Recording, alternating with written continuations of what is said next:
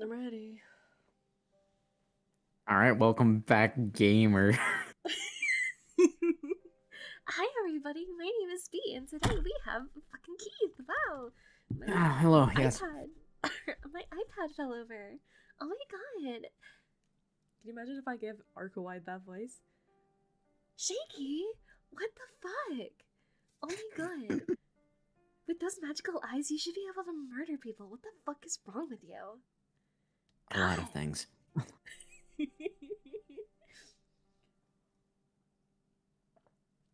so good. Anyways, Yeah. Uh huh.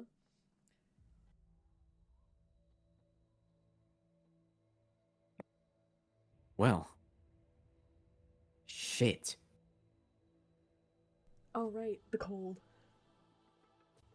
The cold air cuts my skin. My body temperature drops. The intense cold makes it difficult just to survive. My brain creaks as if it's being squeezed by my skull. My heart, already fit to burst, is ripped clean in two when I imagine what's going to happen in the next 2 minutes. Corpses swarm toward Arcuide. A procession that calls to mind midsummer in the face of this extreme cold. Like ants gathering sugar under the blazing sun. They're going to kill Arcuide. Those corpses are here to tear her limb from limb, just as I had, and offer up her dismembered body. All while I watch from a safe distance. Just like that. Just like that? I can't. That thing is just a disaster in human form. I shouldn't have pursued him. It was beyond arrogant of me to think that I could defeat him. Stop him from killing anyone else? Resolve the situation without any more casualties? How foolish. I should have looked the other way. I shouldn't have confronted that monster. And with a typhoon, there's no option but to let it pass. If I had done that, the city may have only ended up being burned to the ground. But I can't. She who could do nothing, me who chose to do nothing. She who wasn't even armed, me who carried a weapon. Common sense and irrationality writhe within my pressured brain. My consciousness turns to my rear, telling me to run. There's nothing I can do to stop it. It's no use after all. What could I possibly do against an opponent like that? That woman. I should just run away. Just look away. Any decent human would. That woman will be killed. I turn to the sky. Everywhere I look, I see frozen buildings. All those people, wiped out in an instant. I doubt they even had time to scream. The scene at the hotel last night. I think back to the pleas of those people who were killed without purpose. Fallen figure. The corpses drool sloppily as they draw near the woman.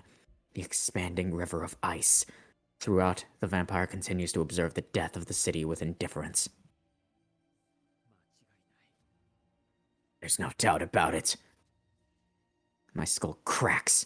Under these freezing conditions, my heart pumps blood ferociously. That is, in other words, I cannot allow this. All of this fear running down my spine transforms into anger. I'm defective, a laughingstock, far too immature as a human. After all, not a single atom in my body can tolerate just standing by and observing. I take off my glasses. I cover my arm with my left hand, desperately trying to hold back my shivering and prevent any more warmth from escaping. 1 minute. No, 3 minutes. I firmly etch this time constraint into my mind. I'm not worried about losing my nerve. 3 minutes is simply the longest a human can survive down at that pit. Shit, shit, shit, shit! What the hell am I doing? I berate myself as I descend down the slope. This is ridiculous. I'm being foolish. I really am an idiot. Run away because I don't want to die? That's backwards. If that's your goal, you need to do the opposite. That thing cannot be tolerated. That thing cannot be allowed to go unchecked. Running away will undoubtedly lead to death. Not only for myself, but for the entire city. In that case, it's obvious what I must do. If you don't want to die, then kill. Run for the sake of survival. Kill that thing right here, right now, without waiting even a second. I've pretty much run out of patience at this point. That thing killed, robbed, and survived without a second thought. As a different organism, I cannot allow him to reside in the same plane of existence. Whatever it may be, if it's alive, then it's my prey. Right here, I'll put an end to the core of his very existence. I run toward Arcuide. Corpses are trying to sink their teeth into her body. The question from earlier of whether I could kill them or not comes to mind. Can I kill something that looks like a person, regardless of whether or not it's really human? It doesn't matter. My head simply hurts right now. First time I've looked with my bare eyes for so long. The first time I've acted so objectively. As I look down the lines of death in a frenzy, I memorize the images of the corpses I must kill. Don't touch her. You're an eyesore. The dead should not eat the living. Besides, the only creature that's allowed to prey on that woman is me. Oh, man. I cut the lines off the 3 corpses. Each of them is split into 3 pieces. Like a hot knife through butter, the corpses are split open and perish. Too easy. Their attention was focused on Arcuide after all. How can you even be that defenseless? Wake up! How long are you going to stay asleep for? There's no need to come into contact with Arcuide. I call out to her as I kill the 4th corpse.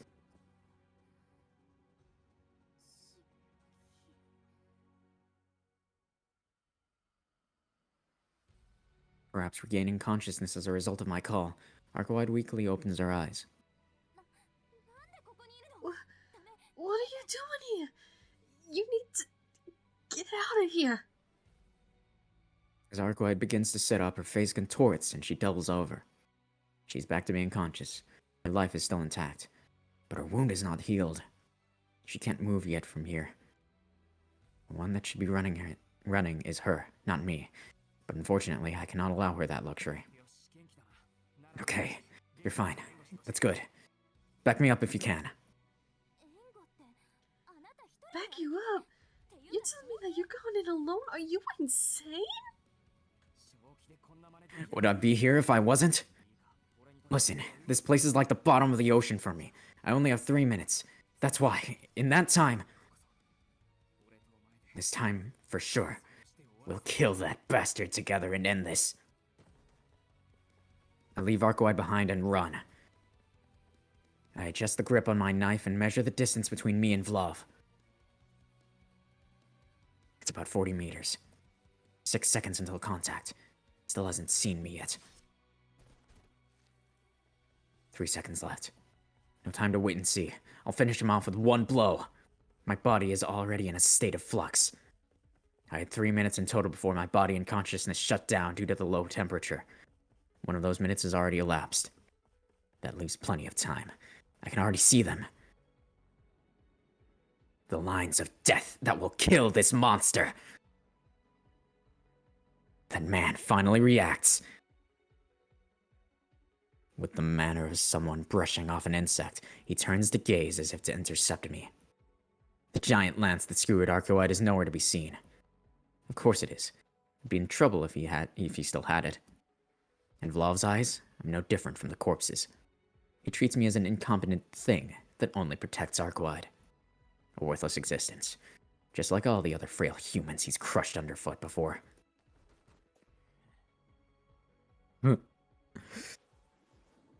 That's why I have a chance. The only thing I can do is take him by surprise. He's already seen me. I can't attack him from behind. And yet, I can still take him by surprise. He doesn't know about my eyes. He hasn't even considered that a mere human might have the means to kill an immortal vampire with a single blow. 2 seconds left. I only have to do it once. Take that risk. To cross the border between life and death. I'll dodge his first move. That's my sole focus. If I can just make it through that gamble, then all I had to do was cut that line. The very last second. Right at the moment, as we were about to cross swords, the both of us jumped back simultaneously. We never even came within striking distance of each other. There are 2 reasons. For one, I made a mistake. I can't get close to his chest. He is the focal point of the swirling, icy wind. The closer I get, the more sluggish my body becomes. Even at running speed, the moment I'm within 2 meters of him, I'd lose consciousness, unable to take another step. And that's the minimum requirement for a surprise attack. Getting close for the kill simply isn't possible against Fluff. But that's okay. As a matter of fact, I'd already taken that possibility into consideration. However, there is still another problem. This one is far more deadly. You bastard! The headache caused my exposed eyeballs. My exposed eyes blends with my own rage. Don't believe this. Of all things that could happen, that bastard managed to see through me. It must have been his intuition. An awareness of death that surpasses that of a beast. Despite having no reason to think so, this guy suddenly realized that the enemy had a means to kill him, and was afraid. Having recognized me as a threat, he leapt away without even a second's hesitation. Why did I retreat? My retreat was a mere 2 meters at best. But his retreat was extraordinary. He flew back 30 meters. I guess that must be the minimum safe distance for a vampire. I can't help but laugh at the staggering difference in spaces between the 2 of us. You... What are you,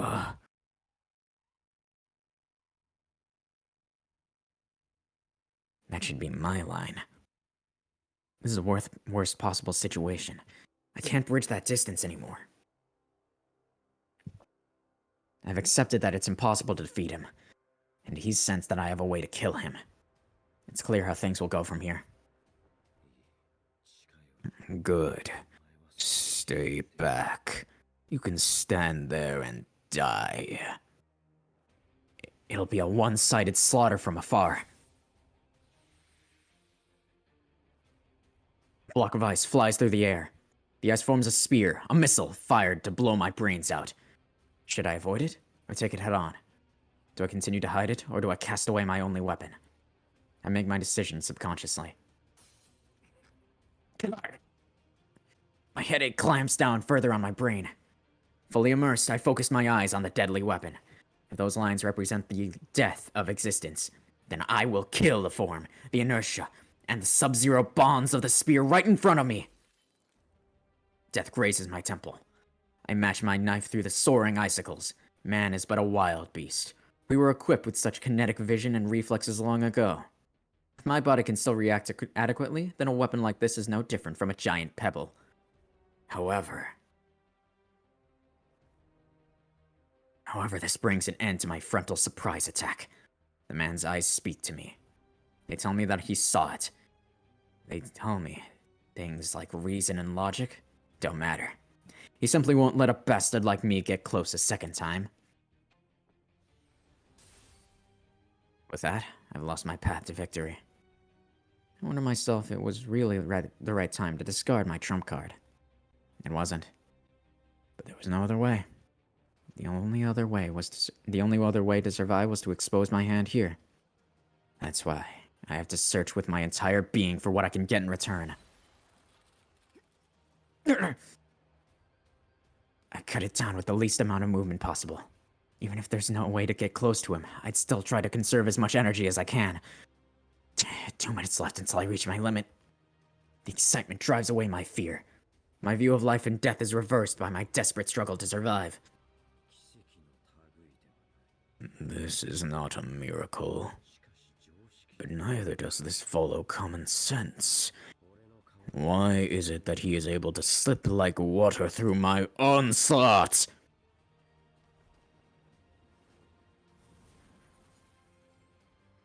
There's a small gap in the icy barrage.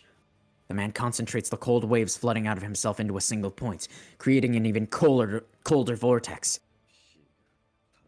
It's a shame, but die. Don't go and make my heart pound like that. Chunks of ice shoot toward me as though gliding through a zip line, cutting through the frozen atmosphere. I slice through the assassin's bullets. As long as I'm standing in front of Arkwhite, I have no choice but to stop the objects that are being fired in our direction. At this range, it takes 1.5 seconds for the ice spears to reach me. I can keep this up for as long as my body can keep moving. In the meantime, I'll think of what I can do. Vlav hasn't taken a single step. Why is he not moving? If he thinks I'm a threat, then there's no reason to ease up. If anything, it should be the opposite. I predict that it's not because he doesn't need to move thanks to his projectiles, but rather, he can't move when he's in this state. He was driven into a corner by Arkwhite and ran out of the blood that fuels him. That cold air must be a final self-defense mechanism of a monster on the verge of death. It's a wild theory, but the logic makes sense. The immobilized Vlav protects himself by deploying a curse in all directions. Regardless of whether it's hot or cold, any living thing that comes close to him will die. You would freeze to death in 2 seconds if you got within 10 meters of him. At this rate, I'll eventually fall as well. It's the same as humans stranded in the snow-capped mountains, succumbing to sleep. When a human's body temperature is below 34 degrees Celsius, or above 43 degrees Celsius, their brain cells shut down, and they fall unconscious. Rather than focusing solely on Vlav, I observe his surroundings. Without interrupting my thoughts, I let the blade slide out automatically the moment I see something. As I do, I revise the conjecture that I had made earlier. The cold wave is spreading in all directions. But is the density really as uniform as I... Oh, oops. Oh, well. That's fine. Who knows what that said? Something. Oh. No, it's fine. I got it. Easy. But is the density really as uniform as I thought? The fact that the floor is the coldest area means that there's a temperature gradient. Whether it's fundamentally strong or weak, some fault exists. It may protect him from all directions, but that doesn't mean his invulnerability is uniformly perfect. So you protect your master on the brink of death. Brave, but futile. The long lance that struck down Arkwhite is drawn from the shadows once again. Perhaps he was just warming up before, because behind him, a great tree of ice sprouts branches.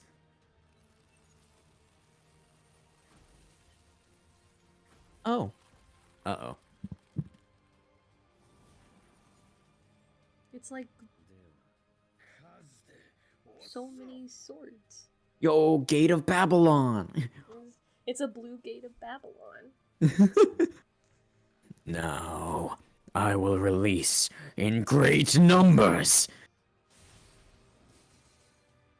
I put my thoughts on hold and pour all of my attention into intercepting his attack. This is impossible. I can't stop them all. I'll surely be hit somewhere. No, I can't be so naive. I can't even let them graze me. If I bleed out, it's over. The cold air will not spare even a single minute before coming for my life. That's why I must kill. That's why I must struggle. I clear my mind and tune out everything in my vision other than the lines. Total number of prey deployed, 26. I continue to stare as I develop a strategy for what to cut first and what to avoid. Within that gap, I can see it clearly. Place of death greater than a line. That spot must be the vocality of death that gives birth to the lines. The wall of death looms before me. But I saw it. What I saw just now, I've seen it before. There's a chance that I die here. But there's a chance that bastard dies here too!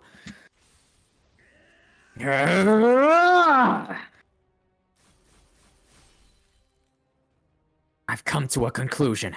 I, Tonoshiki, no longer have a means of survival. The ice spears cut into the flesh of my right flank and my left thigh. My body heat is drained through my extremities. My ligaments scream from all the sudden stops and starts. The cells in my legs are being destroyed by the ultra-low temperatures. My fingertips grow numb. My limbs don't move as I want them to. Man is very dramatic in saying he's cold. Yes. Just that. An inevitable predicament. A losing battle with no chance for victory. A situation where I will die in a minute, no matter what. Neither Vlav, nor Arcoide, nor whoever else happens to watch this mess unfold will doubt my inevitable death. Above all, I myself have no hope for my own survival. And yet...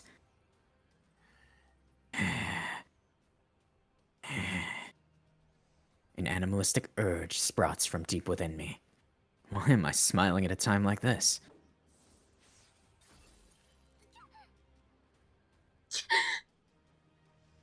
One of the ice spears strikes Arcoide square in the face. Damn, I didn't even consider the fact that she was located behind me. Although it didn't pierce her, Arcoide rubs her face with one hand. How's this woman unhurt after taking a direct hit to the face?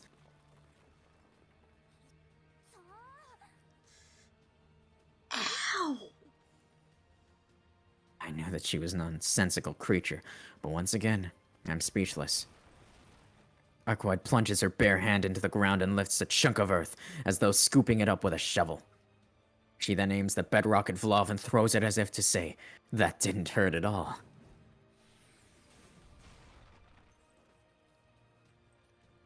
The huge lance crushes the bedrock thrown by Arcoide. Vlav is unharmed. No surprise, you can't kill him with such a simple attack. However, with Arcoide's counterattack, the final piece has been placed. We have already come to a conclusion. There is only one way to kill him. If I can get close enough before the cold wave stops my body, I can kill him with absolute certainty. But how? My legs are too slow to be able to close that distance in 2 seconds. I need the help of something faster. If we want to be more certain, I need to invade through the weakest section of his ultra-cold sphere. I cannot simply use my own legs for this. I will die for sure if I do nothing. I have no choice. It's not a matter of if I can kill him. It's a matter of how I can kill him. I must steel my resolve. If there's any way to get close, it's by... Oh lord, save right now, otherwise it's gonna send us like so many fucking blooshes back. Oh god. Okay, anything to get closer. What is towing? Hey, no, Towing? I'm curious about what it means towing. Is he gonna tow a car? Right?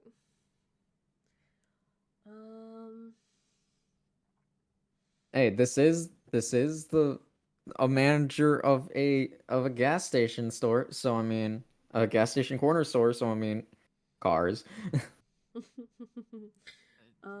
I think I think we should tow. Just because I want to know what that is. I think we should glide. Because there is ice. Towing is. Keith? Throwing, I feel like, is obviously like him throwing his knife, right? Yeah, Like, and that's- then you were out without a weapon. That would be funny, but. Like that's we're definitely not choosing that one. Gliding feels like it's actually going to work. But I am also curious about what towing means. Let's all go with towing just so we can learn what it is, and if it's the correct answer, Gucci. If it's not, we'll die. Yeah, I guess so. It has to be towing. That's the only way. A brilliant idea if I do say so myself. And then he dies. Yes. If we can't get to him, then we'll have him come to us. It'd be impossible for me to do it alone, but if Arcoide still had enough power left, we might be able to swing it. I run back toward Arcoide.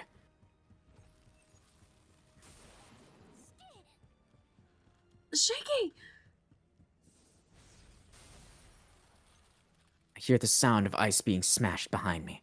The claw-shaped pressure wave she sent out seems to be accurate, not just within her reach, but even at this distance. Why the hell did you come over here, Shiki? And why do you have such a proud look on your face? I'll explain later, so just do that thing! The ivy you caught Vlav with earlier. There's no time to spare. I shout and gesture my intention to tie up Vlav with the ivy. From this distance?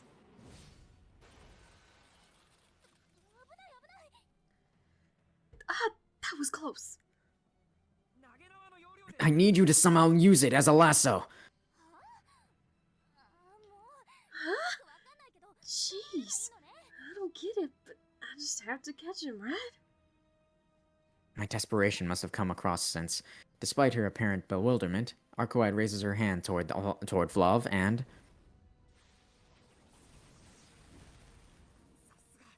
That's it!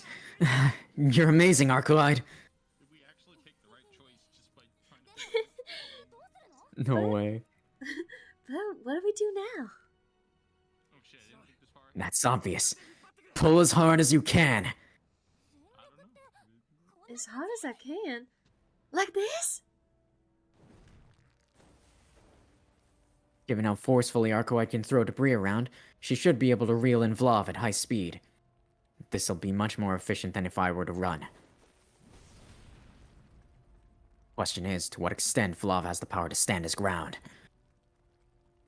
There's no way he'd let go of his distance advantage. He will definitely resist Arcoide's pull with all he's got. This is a tug of war between two vampires. The weaker one will be pulled into the other's position. Huh? It happens in an instant. The black cloak, 50 meters away, vanishes. Faster than we can prepare ourselves, the enemy we came to defeat appears before our eyes. We've lost our buffer of safety. It's not that Vlav didn't want to approach us. He, like me, just didn't have the strength to do so. And in spite, I gave the wind. Yup. Yup. Like a slingshot. A massive foreign object pierces my chest. I take a deep breath for the last time. Are you not aware of the basics of hunting? No, I am not. The rope should be secured only after killing the prey. I hear the voice of a hunter, disappointed from the bottom of his heart. I blew it. I left it such a harebrained plan with no regard for my own life. A fitting end for an idiot no better than a stray dog. You know, with that, with what actually happened there, I think the answer actually is throwing because if you get in close to him, it's probably going to end in a similar fashion. Fair enough. Teach me, CL-sensei. Sure. We always get taught by CL Sensei. Thank you, CL-sensei. I'm ready.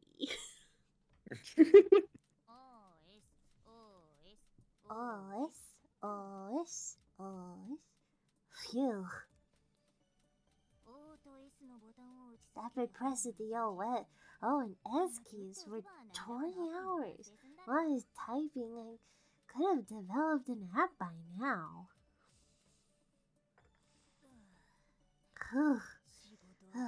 Nothing like some coffee after work. This atmosphere makes me feel like even I have finished a hard day's work. You've literally just been pressing O and S for 20 hours, apparently. So That's a lot of time. Okay, that's what- a lot of time. what the hell does that accomplish? S's and O's. O's and S's. Okay. Where's CL? Where's... Now then, as for this morning's Glasses Gazette, didn't a direct hit from the enemy, I see. For as could this be an attempt to reincarnate into another world? No, you need to get hit by a truck to do that.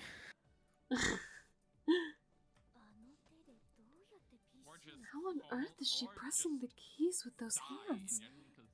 I see. You'd go the, what's his name, Kazuha? Yeah, Kazuha. I love Kai. Kazuma. There we go. Haidahara Kazuma. Oh. Kazuma, right? Anyways. 自分からダンプカーを引き寄せたようなものなので、不注意による事故と言えなくもありません。 Since when did you... Since what you did here was like pulling a dump truck onto yourself, one could argue that this incident arose from your own carelessness. ですが、 However, it could also be due to the bad influence from that vampire. What a bad influence. ほら、 I mean, if you had a unit of heavy machinery like an excavator right next to you, it's only human nature to want to use it for a tricky job. How is that human nature? Don't call me a unit, it's heroin. Heroin. Like the drug. That's basically the same. Just look at the end result. Jeez. It's not like you had all to act so freely without considering the consequences. Hey, I just wanted to know what the choice did, Seal-sensei. Were you feeling dizzy from all the damage you took? Yeah, wasn't I just overly happy from being relied on so much? I see. I hope you get kicked to death by a horse. What? It seems that half of the blame goes to Tono-kun, and the other half goes to Arcoide. This is no time for playing around. The climax is right in front of you. This time, try to choose the option that will get you as far away from Arcoide as possible. If it was you in that situation, then you would have done the same.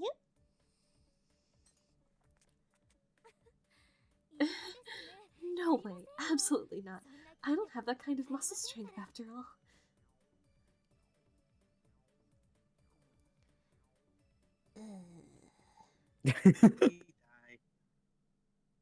Hello, Frank. We died. Hello. Why? Anyway, 'Cause we got wanted to stabbed. we wanted to find out what towing meant. Yeah, and we towed Vlav straight into our chest. yeah, like a goddamn slingshot. Since we died, I'm gonna go get a drink. I will be right back. Which one are we gonna? I'll be literally. It'll take me 2 minutes. I think we should go with gliding because that gets us as far away from Arcoide Yeah. as possible because we're going Yeah. towards So what you said on the now, I ground. I'll be right say back. gliding. Good eating. Why don't you try towing again? Maybe it'll give a different result. What? Yeah, maybe it'll give a different result if you try it again. This time better.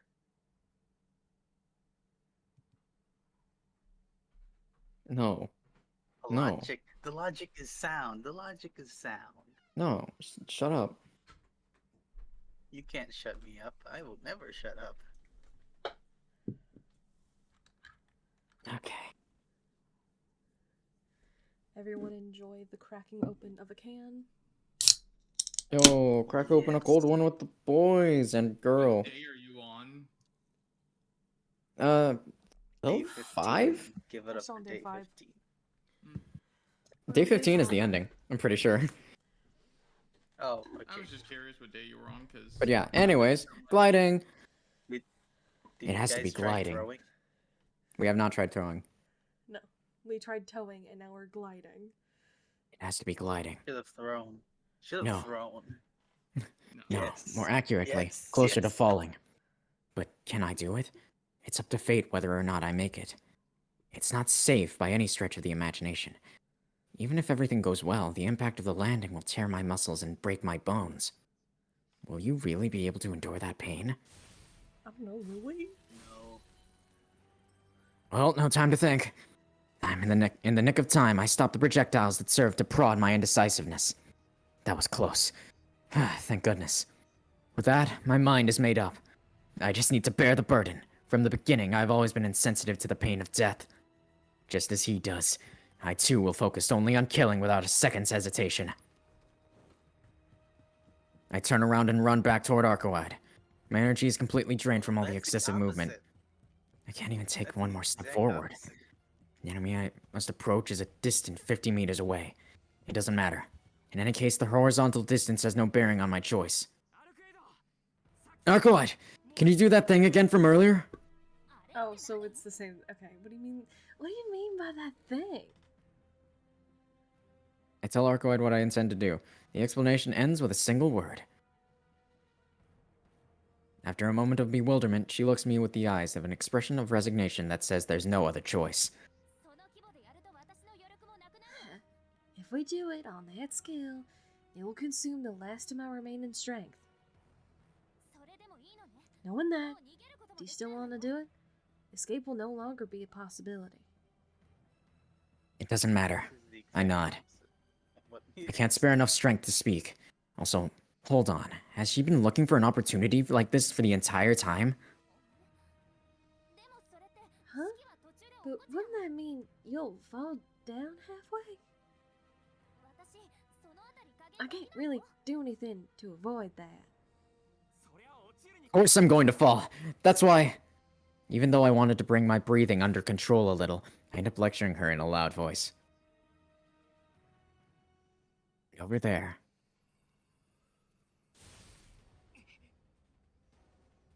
There's no time to explain. A barrage of ice spears bears down on us. Vlav plans to mercilessly skewer Arcoide through me. Just do it! Even there's no need to hold back. I don't care if you overdo it. If you end up killing me, then so be it! There's no time for pretense. I take my gaze off of Arcoide and stare at the enemy in the distance. The woman behind me, as though responding to my order, says, Yeah, leave it to me. I'll make sure that you win, Shiki. I stoop down in front of Arcoide. I put my hands and knees on the earth. An invisible arm runs through the ground. Arcoide transforms the terrain into fine rubble like before. No, the scale this time is much greater.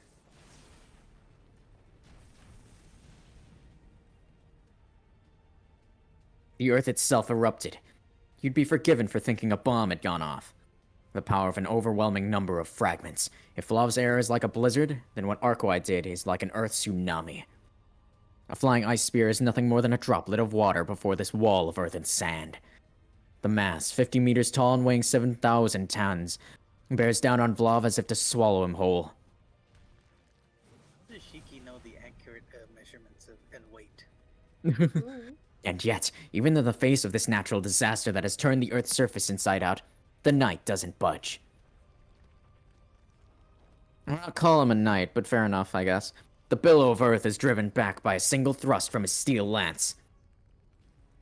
Vlav must have seen through the downpour of debris. He must have seen Arcoide fall to her knees after using the last of her strength to upend that bedrock, and concluded that the threat supposedly lurking behind the smokescreen is nowhere to be found. Yo, Arcuite strong enough to break bedrock? Pog. In the face of the towering wave, the man manages to regain his lapsed sense of reason. No, he regained it 2 minutes ago, to be exact. His mind, which should have lost all sanity from the constant barrage of cold, has been trying to function normally ever since that moment. The moment he jumped away from the human closing in on him. That human has a way to kill me. I don't know how, but I'm certain of it. Vestiges of the time when he was normal. His battle experience as a knight forged in the Dark Ages has pushed aside the curse that bound him hand and foot. Oh, right, yeah, he is a knight, I guess. The pride and dignity of a mere 20 years, triumphant over the madness that transcends thousands. He knows well what kind of miracle this is. Moments like this just come and go. Nothing more than a trick of the imagination before killing that human. Simply a dream of an afterlife that will never come. Never indulge yourself during combat.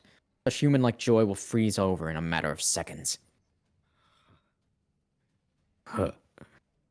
That's why he cannot help but be inflamed by this turn of events. The enemy's aim is clear. They will simply approach using the wall of debris as a shield. Their weapon is cutting.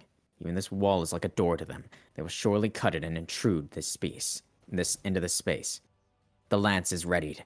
He knows that, by all rights, he ought to crush this wave along with the enemies concealed behind it. There is no need to respond to the enemy's tactics. His strategy is to crush it all. There is still plenty of power left in him. The man has 10 people's worth of the finest blood in stock.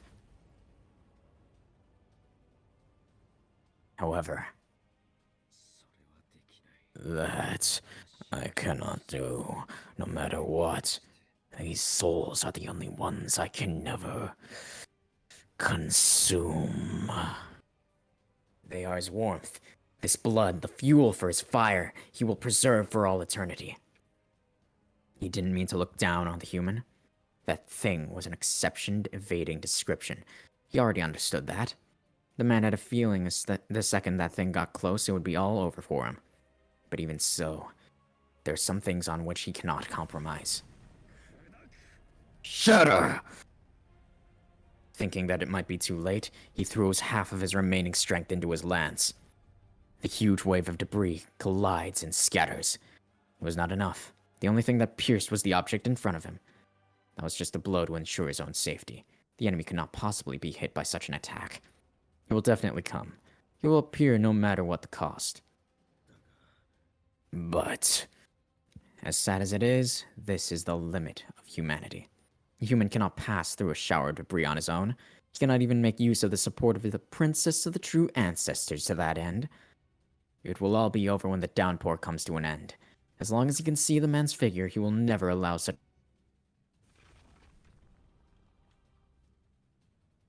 The man's eyes widen as the vast expanse in front of him comes into view. Nothing. There isn't a single trace of him anywhere. Not even his shadow running away. Perhaps he died from the blow of the lance? No, impossible. The man scolds himself for raising such a foolish question. A chill of death runs down his spine, stronger than anything before. For a mere second, the man's thoughts had drifted away from that enemy. It's obvious that they're drawing near. If the enemy cannot be located, then there must be some mistake in his assumptions. He predicted that the wall of debris would be used as a shield. However, if it wasn't used as a shield, then it must be a road. The man looks up to the sky, to the enemy's figure outlined by moonlight. And there, burning blue like a will-o-wisp, the mystic eyes of death perception. Hey, idiot. Knock, knock, who's there? You're deaf. Oh, there he is. Look at him. He's got his little knife in his mouth, like a dog. What do you got? A knife! No!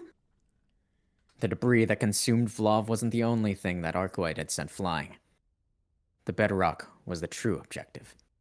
She tied down and blasted me out of this field of view to a place unaffected by his cryogenic influence.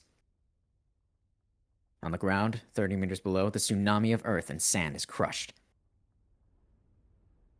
Me and him, the final empty space between us.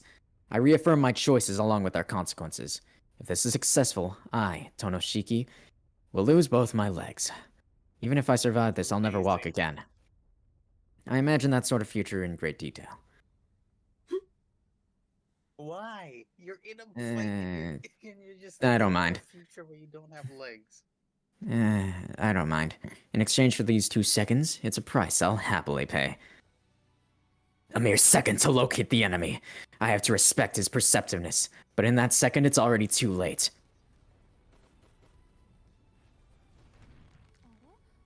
Yeah. Huh? But wouldn't that mean you'll fall down halfway? I couldn't really do anything to avoid that. Of course I'm going to fall. That's why. I need you to create a path for me.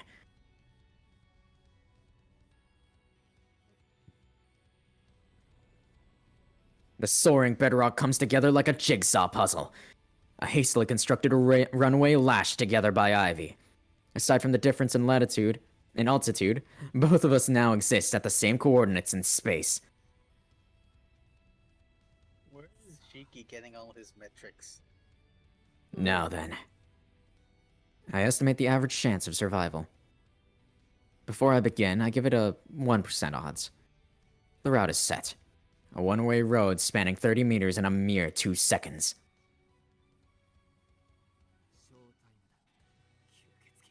It's showtime, vampire.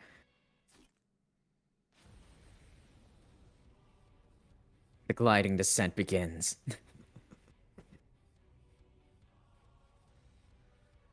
You keep saying I have no bitches. But where are yours?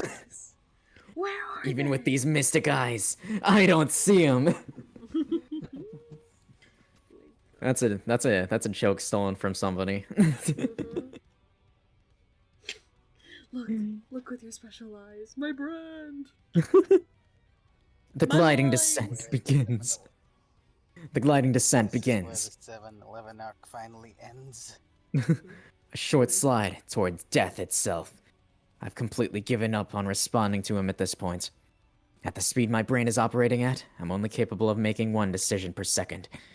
With only 2 seconds before I fall, I focus on all of my abilities on just 2 points. The decision I made will bring me face to face with death at every turn. But even amongst those brushes with death, there will be moments that push me more perilously close than others. Cases where I may not be able to survive no matter what I do. I've identified 2 such critical moments. Excluding those, the survival rate is probably around 10%. I can work with those odds. I'll ignore the favorable cases for now. The problem is those cases with a 0 chance of success. Against those odds, no matter what your abilities as a human, your death is a foregone conclusion. So I'll give it everything I've got, and drag that 0% chance up to 1. In order to overcome those 2 fatal scenarios, I'll steel myself. I have no mental capacity left to allocate any other eventualities. So now I've started to descend. I don't have the ability to think about how to respond to him. What if I have to handle more than just 2 of those do-or-die moments in that period? I do not consider that. God. I don't have the capacity to overcome 3 deaths in my mind. If that's how it plays out, victory is his. It would just mean that his power is stronger than I can imagine. A dense flurry of ice spears shoot toward me like toward the falling prey. It's like the jaws of a beast. Terrifying, but it doesn't matter. I wonder if it's thanks to his instincts that he anticipated this. Convinced that I would come for him, and terrified that I would kill him when I did. 10 meters. The first chance for failure. The sensations of my limbs, the fine-tuning of my muscles, and the sudden breaking of my torso return. After witnessing that angle of fire, I alter the natural course of my trajectory. A lump of iron passes right next to me. I gamble on that 0% chance. Paid off. 1 second left. Victory is mine. He's already out of options. My second critical decision will be that moment. I'll parry the impact of this fall, and before my body shatters, I'll kill him. I don't know what'll happen after that. I'll just focus my undivided attention on cutting his lines. That's why. If he makes one more move than I can predict. I won't think. I won't even dodge. Even if I could change the situation halfway through, I wouldn't bother with something so pointless. That's why I gave up on thinking. If I'm going to die, then I was dead from the moment I started gliding. This is fine. I'm sure that if he skewered my brain here, I wouldn't even notice. The second chance for failure. The extreme minus 100 degrees Celsius conditions bring my entire body to a halt. My instinct to prepare for landing, and the reasoning necessary to advocate for the significance of life has already been left behind with the night sky. Love! I transfer the kinetic energy from my thighs to my waist, from my waist to my back muscles, and from my back muscles into the swing of my knife in my right hand. My muscles no longer try to hold me back. I am the killing machine that works on a raw sensory input alone. The only thing I need to focus on is capturing the lines. The thighs of my knife.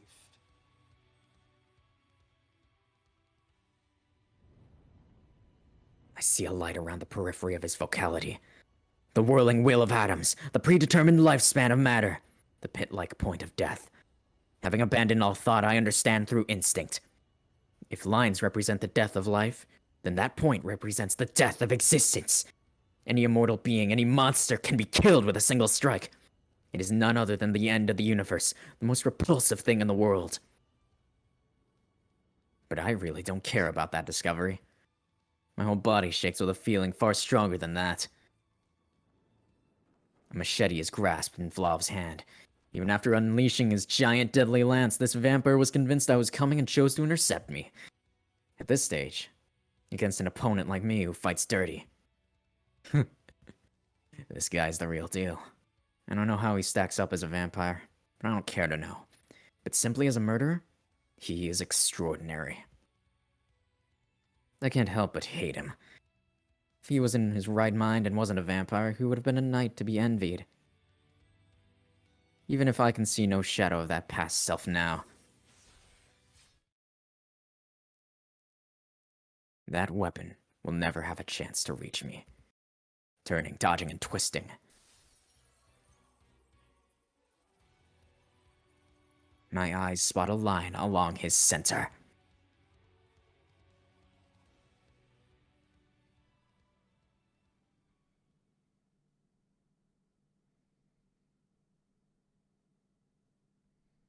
Holy shit. Holy crap. I love He keeps picking saying the he's correct not decisions. thinking, but he's still thinking for 1,000 times a minute. Pipe Moon protagonist memento, my guy. You lie. Anyways, what were you saying, B? I love picking the correct answer. God, I'm gonna save that save point. That was a pog moment. I think you already did, because we saved it at the question. Fair. In an instant, the atmosphere reverts to its original temperature. The cold wave, far removed from any natural phenomenon, disappears with the man's life. In the middle of it all, what is this? The vampire muses to himself as he sways. I do not know this wound. I cannot remember this loss. This indescribable feeling of the air on my skin is something I lost a long time ago. I don't know what he's talking about, or which country's language he's speaking in, but his gentle voice calls to mind a poet celebrating the spring. I feel no pain. Nor do I He says some very weird stuff sometimes. Mm-hmm. Yeah. I feel no pain, nor do I feel the cold waves. It is terrifying, but familiar. Almost as though I've become a dead man.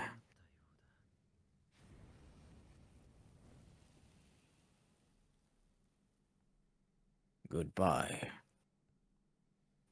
7-Eleven.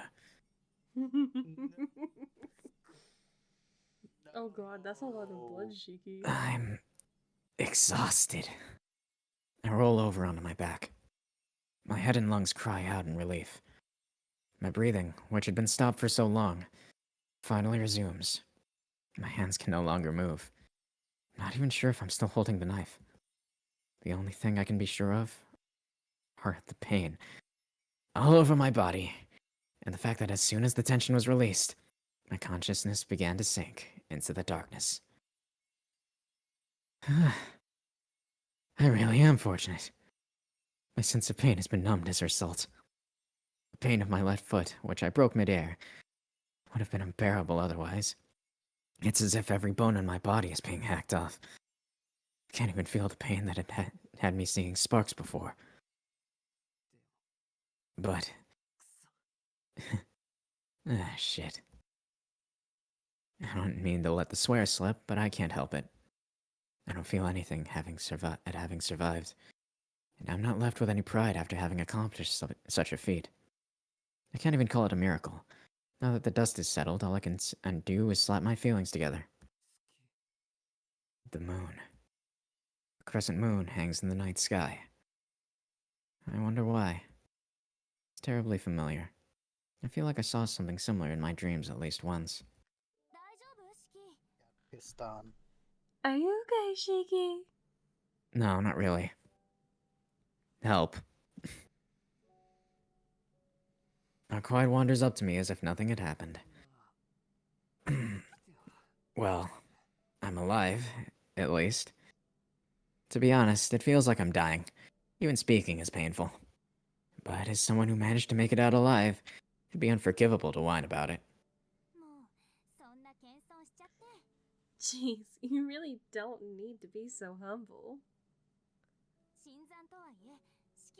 The one you killed may have been young blood, but it was still one of the ancestors, you know? You should be more proud of yourself. Akoide's chest is puffed out with something like vicarious pride. Speaking practically, there must have been some value in having killed Vlovd.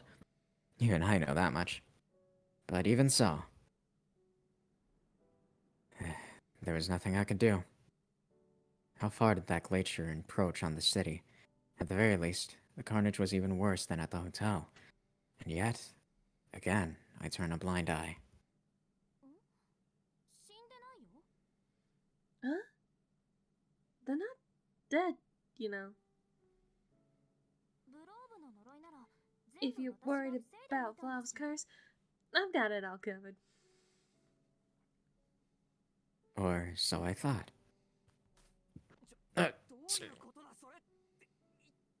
What do you mean by that? Ow! As soon as I strain myself to sit up, I feel a sharp pain in my left leg that sends me sprawling. Come on now, you need to lie down. More importantly than that, I need you to explain everything.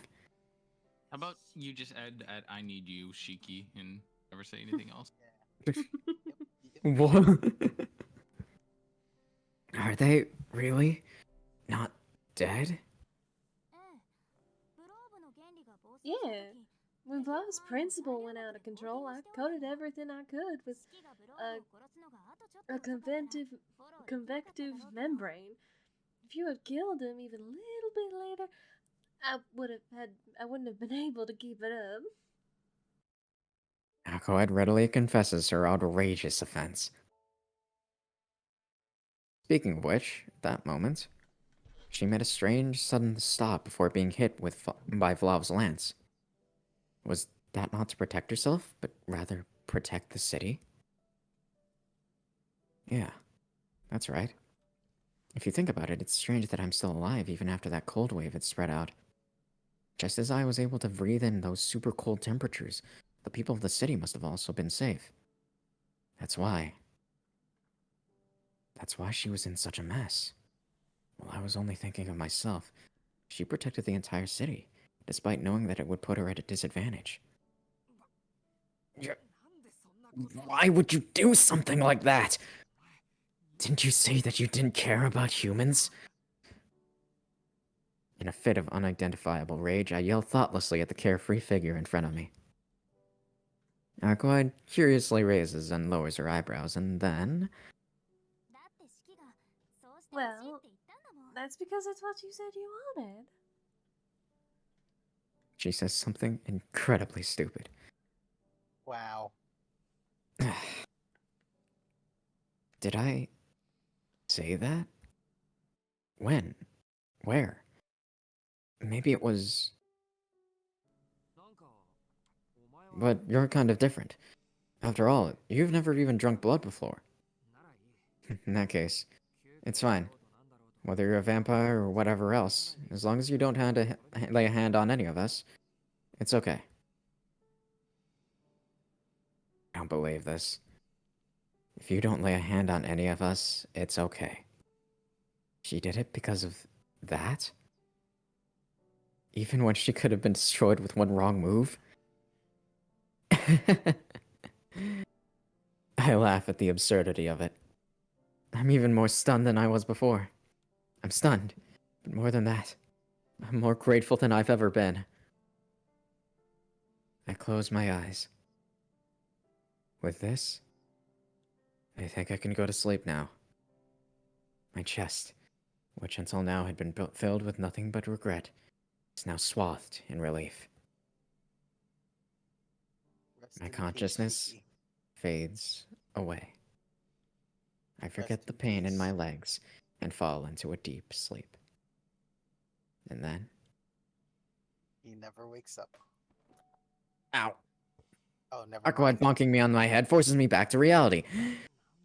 Snap What back to reality. are you trying to pull?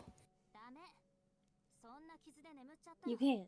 If you fall asleep with a wound like that, it'll be all the more painful when you wake up, right? You should close your wounds before you go to sleep. They'll be more effective, you know? I'll be damned if that's not a sound argument. I wonder who told her that. Aquad, can I give you some serious advice? Huh? What is it? You know, you should stop saying such absurd things. You stupid woman. That's my limit. With that, I've really used up all my energy.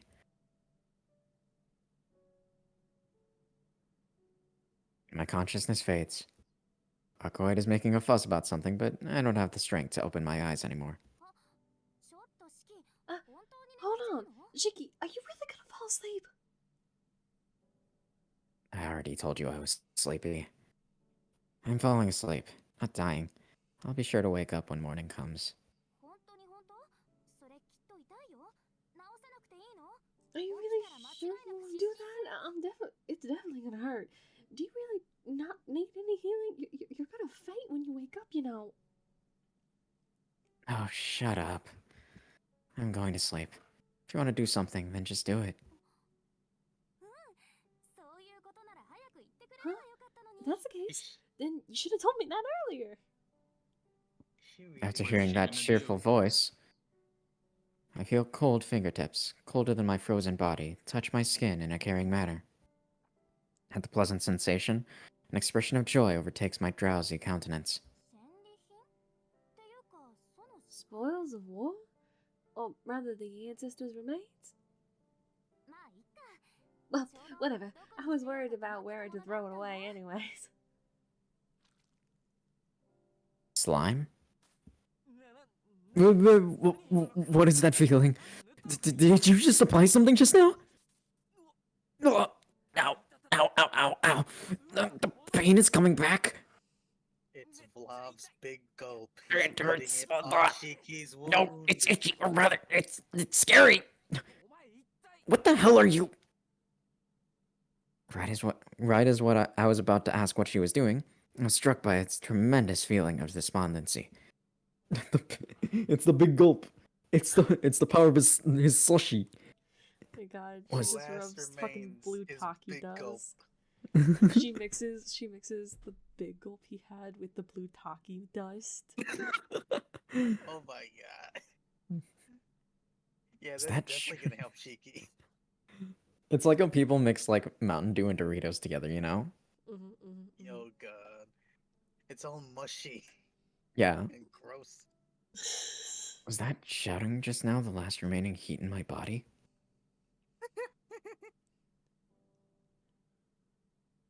Hey. Sorry, I had to sneeze. This time, my consciousness you. goes into a deep... Thank you. This time, my consciousness goes back into a deep sleep without fighting back.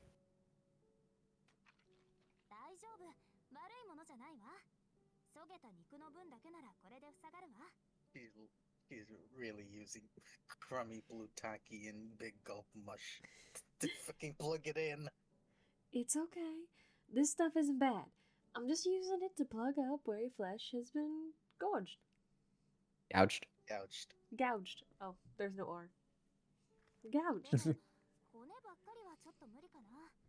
but I can't do much about the bones. You should definitely see a human doctor later. Hold fingertips. Withdraw.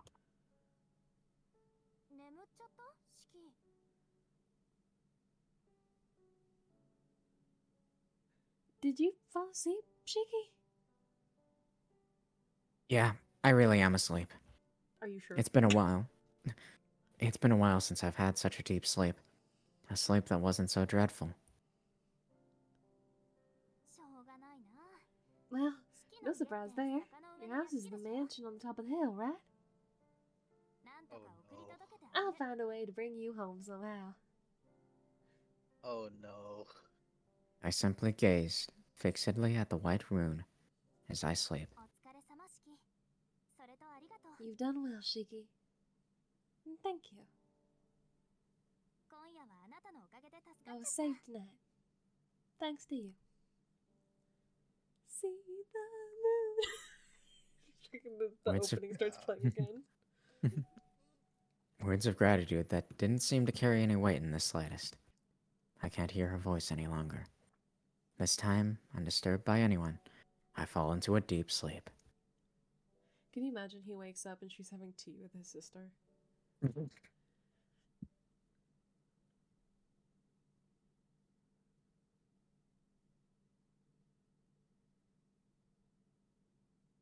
Rest in peace, 7-Eleven man. Rest in peace, 7-Eleven man. No. Oh my god. A few hours have passed since the massive fire in front of the station. When it first broke out, firefighters on the scene reported it would take 2 days to extinguish due to the intensity of the blaze, but it slowed down before midnight and was extinguished soon after. It went out all by itself, like it was a living thing, said a policeman at the scene. I did not realize it's 1 a.m. Oh, it is 1 a.m., huh? Who's this idiot? I don't know. Some guy. Are they a man or a woman? No, that's a guy. That's a dude. Are you sure? The traffic that was... Is, the- it, Yes, is, the this, voice. is this going to be another Louve situation? No, the Oh, voice. because the voice was a voice- man. The voice is a man. Yeah, I but don't know how you yeah, thought but they- Louve was a woman, though.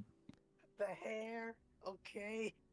I feel like that's a When you you issue. look at it Frank. from far away. Oh, shut He Far went by the away. name Lawrence. No, it was Louve something. That's all I recall. I didn't hear his name being Lawrence until right at the end or something, somewhere around that. Either that Or at or the I end of forgot. FC. Yep. I mean, in FC, Shut up. his name is he went by Lawrence. I forgot. Okay. All right, whatever. Leave me alone. Okay, all right, fine, whatever. The traffic Then restrict. don't bring it up. Okay. Anyways, continue. Let's see, what voice should I give this guy? He seems very prim and proper and boring. I'm gonna give him a British accent. All right. I'm ready. Oh God. The traffic restrictions up here up to route. No, route. Root. It Would was they the say root. route? Get out of here. Route? Get out of here, Olivier. The Route traffic 305. restrictions. The traffic restrictions from here up to Route 305 will be lifted by 5 o'clock tomorrow morning. It really is his Olivier voice. It really is, huh? I'll keep it. Oh my The God. highways lifted their restrictions a little while ago. We have also disposed of any remaining traces of the dead apostles that were at the scene. Shall we head to the Metropolitan Police Department? Mario-sama. Mario? Mario. I actually know who he's talking to. I think these are church members. I mean, that would make Okay. sense considering they're talking about dead apostles and such. Right. Pretty sure these are church members. It's a lady. And- Oh, named this is like Mario. a young boy. This is definitely Yeah, like that's a young boy. Young boy. I'll do it. I'll do it. I'll be a boy. Sure, go ahead. I'll do my Bennett do- voice. Okay. Don't really wanna, but got no choice. We don't get these kind of commotions going on too often, even back home. You gotta Actually sound does more that like actually Chris- fits pretty well, yeah, actually. No, you gotta sound more like Chris Pratt. Ain't gonna be able to solve this just by name dropping the old man. Sometimes I gotta get out there myself and show I mean fucking well, you know. Dang. Alright. Mario doesn't swear. Can I no, just there- tell you? Can I tell you that every time I do like the boy voice, for some reason I always grab my collar. It doesn't matter what I'm wearing. I just like for some reason decide to grab my collar. I don't know why. Hi, Just I'm happens. Bennett. Hi, I'm Bennett. Wow, this team looks fucking poggers, man. Yo, Bennett would say poggers though. He would, 100%. His ultimate is a fucking thumbs up. He says poggers.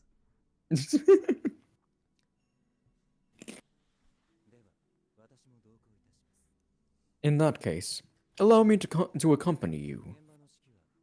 Would you like to delegate command of the scene to the executors we discussed before? Oh yeah, those fuckers who were doing an undercover investigation for whatever reason. They went at it as a two-man cell, yeah? Call the second stringer of them over to my hotel and have her stay put. See if I can get some out of her. Just get some use out of her. Send the other back home as fast as you fucking can. Brother... Senator? Father. Oh, what is that? What is that? Is that senator? Set. Armstrong? Right? Sia. Seonator? Seonator? Or Seon? Let's just go with... Seonator? Seonator? Let me see. Father Fancy Senator names. Father Seonator. Just call him Armstrong. Just name him Armstrong. Brother that Armstrong fucker.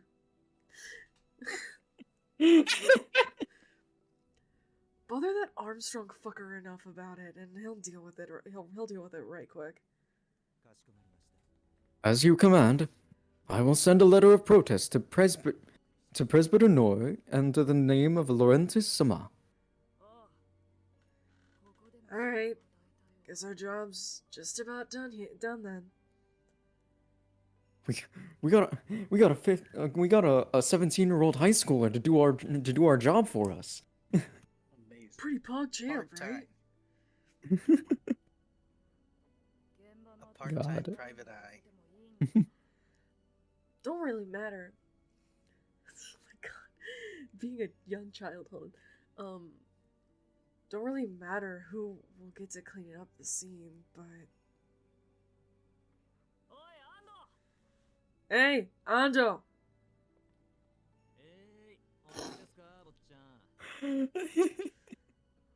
He looks like a Yo. Yo. Did you call for me, young master? He looks like a fish. Ew, he looks like Hey, what's up? Shiroo's distant cousin. He looks like Twilight's assistant from Spy X Family. He does! Oh my god. He Yo, looks like just Frankie. without the glasses. He looks like Frankie, yeah. God. Man, I just got assigned too. This really isn't my day. I'd be far-fetched just to write this off as some kind of gas explosion. Should we get some terrorist organization to make a statement? Also, yeah, the church really does like its gas leaks, huh? Yeah, right. Servant battle? Gas leak. Vampires? Gas leak. Okay, well in this case, something actually exploded, so like... That fits Oh, better. But then it Yes. immediately froze over, but like, so, you know... It was a gas leak by both, what is that thing? Dry ice. It was an explosion that led into It was a dry ice that led into a dry ice. Sure, let's go with that. It was a gas leak that led into a dry ice explosion. Sure, let's go with that.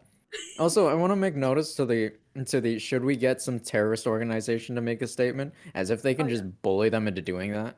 Oh, of course they can. This is It's the church. This guy is literally Frankie from Spy X Family. Mhm. He is, I He guess. has the power.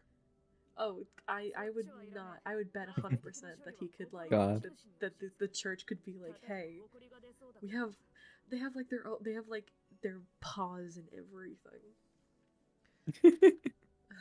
I'm Just This ain't gonna imagine be. that Oh, just the way he says imagining that ain't.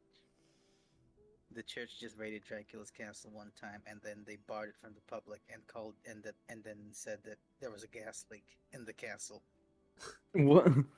Hi, I'm Bennett. That, That ain't gonna that's be always their needed. excuse. We can just force this plot's owner into taking care of the public stuff. They'll come He's clean telling if the we keep at writers it. to fix the plot. Our job is to retrieve the stuff that's too dangerous for us to leave here. Already mopping up most of the dead apostles' traces, but I ain't satisfied with how the casualties have been treated. Get fucking to it. Sure, no prob. Wait, hold on. That battalion that you all keep with you still hasn't entered the country, right? So, I'm supposed to do this alone? Check every single corpse to locate a bunch of half-turned people who might be infected? Hi, I'm Bennett. I have to say hi, I'm Bennett every time, otherwise my bleh. Otherwise you lose it? Yeah, otherwise I lose Right, it. right, I get you. Hi, I'm Bennett. You ain't just gonna locate them. You're also gonna send the live ones to the church and kill the dead ones all over again. Hi, I'm Mario. Hi, I'm Mario. Get your shit together. Yeah. Me too, buddy. Me too. Yeah. Yeah. I asked you to hire me because I hate doing that kind of dirty work, you know? Get to it. I'll get the folks at the morgue cleared out. You get this shit done before dawn. Well, I guess all I gotta do is pull the trigger on some stationary targets. As long as I completely ignore the emotional toll it's gonna take on me, that is.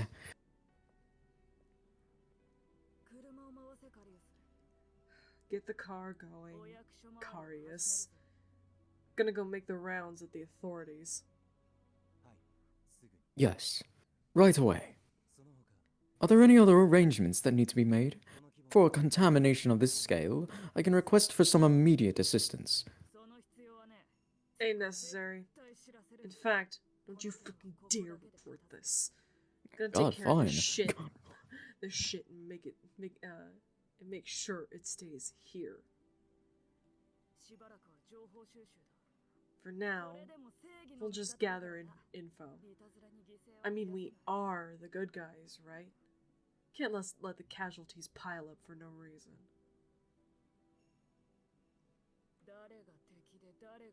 Sounds like something a good guy would say. We've got to make real sure about who our enemy is, and we'll get it, and who will get in the way.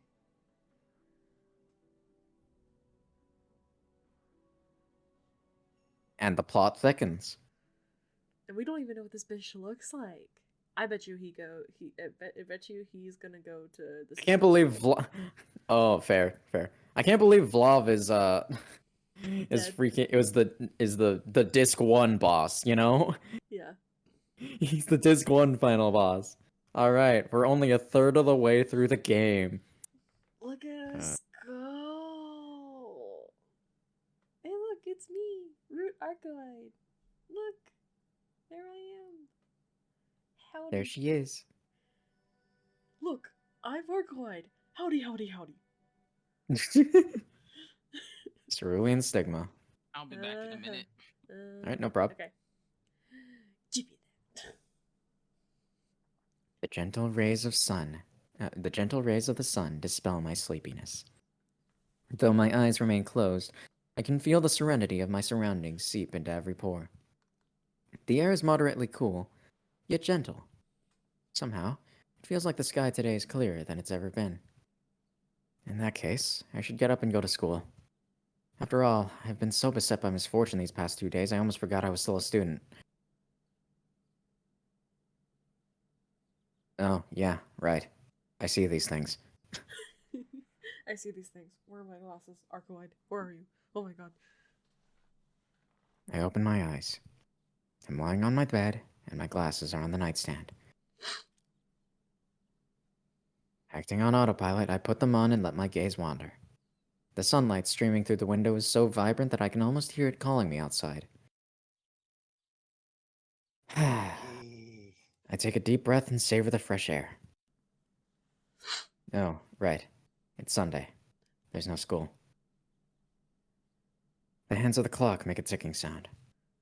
I can hear little birds chirping outside. I'm back. It's a morning just like any other, but now it feels exceptionally pure. Thank goodness.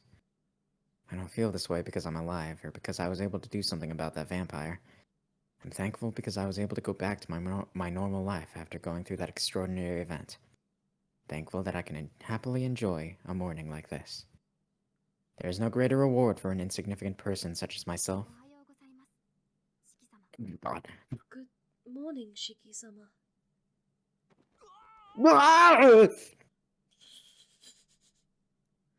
I reflexively snap bolt upright. I look over and see Hisui standing at attention in front of the door. Hisui! My sincerest apologies. It seems you were entirely unaware of my presence, so I decided to call out to you. But No, well, I'm sorry as well. She startled me. I've only just woken up and already my heart is pounding. Huh? But it isn't 7 o'clock yet. yes, it is a little earlier than you normally wake up, Shiki-sama. I guess so. What brings you all the way here then, Hisui? I came to wake you up. Akihasama wishes for you to explain to her what you've been up to these past 2 days and has instructed me to bring you before her by any means necessary. Good. Nice knowing you, Shiki. Right. Yeah, he was gone for 2 whole fucking days. Well, No call. No note. Just fucking left. oh god, wait. Hang on. Does that mean he... Oh man, he missed Friday. Yes, he did. Well, remember? Because he started, like, he missed his entire school day. Right. So he missed all of Friday. So no M&M cookies for him. Dang. And then, Oof. And then he spent all of Saturday hunting Vlav, and now it's Sunday morning.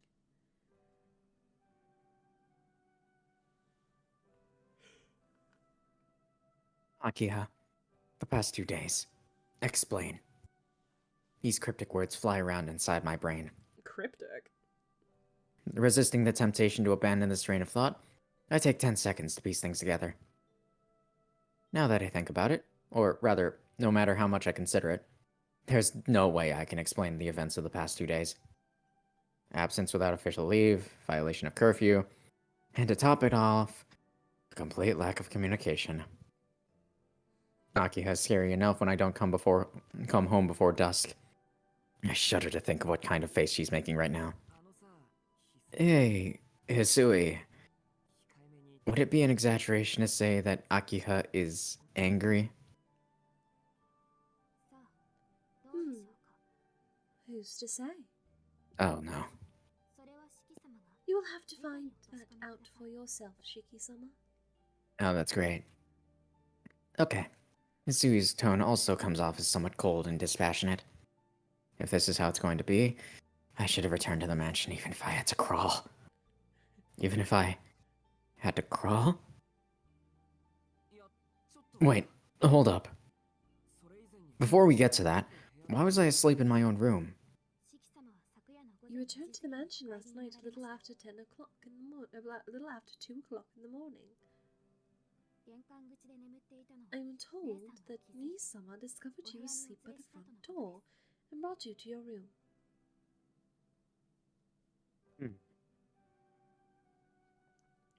My mouth hangs wide open. Coming home late at night after total radio silence, falling asleep in the entryway after being unable to make it to my room. I'm like some feral drunk who missed the last train. That woman, treating people the same way you would a cat or something. Arcoide's face springs to my mind. Well, I guess I should be at least grateful that she carried me as far as the doorway. In any case, I understand the situation now.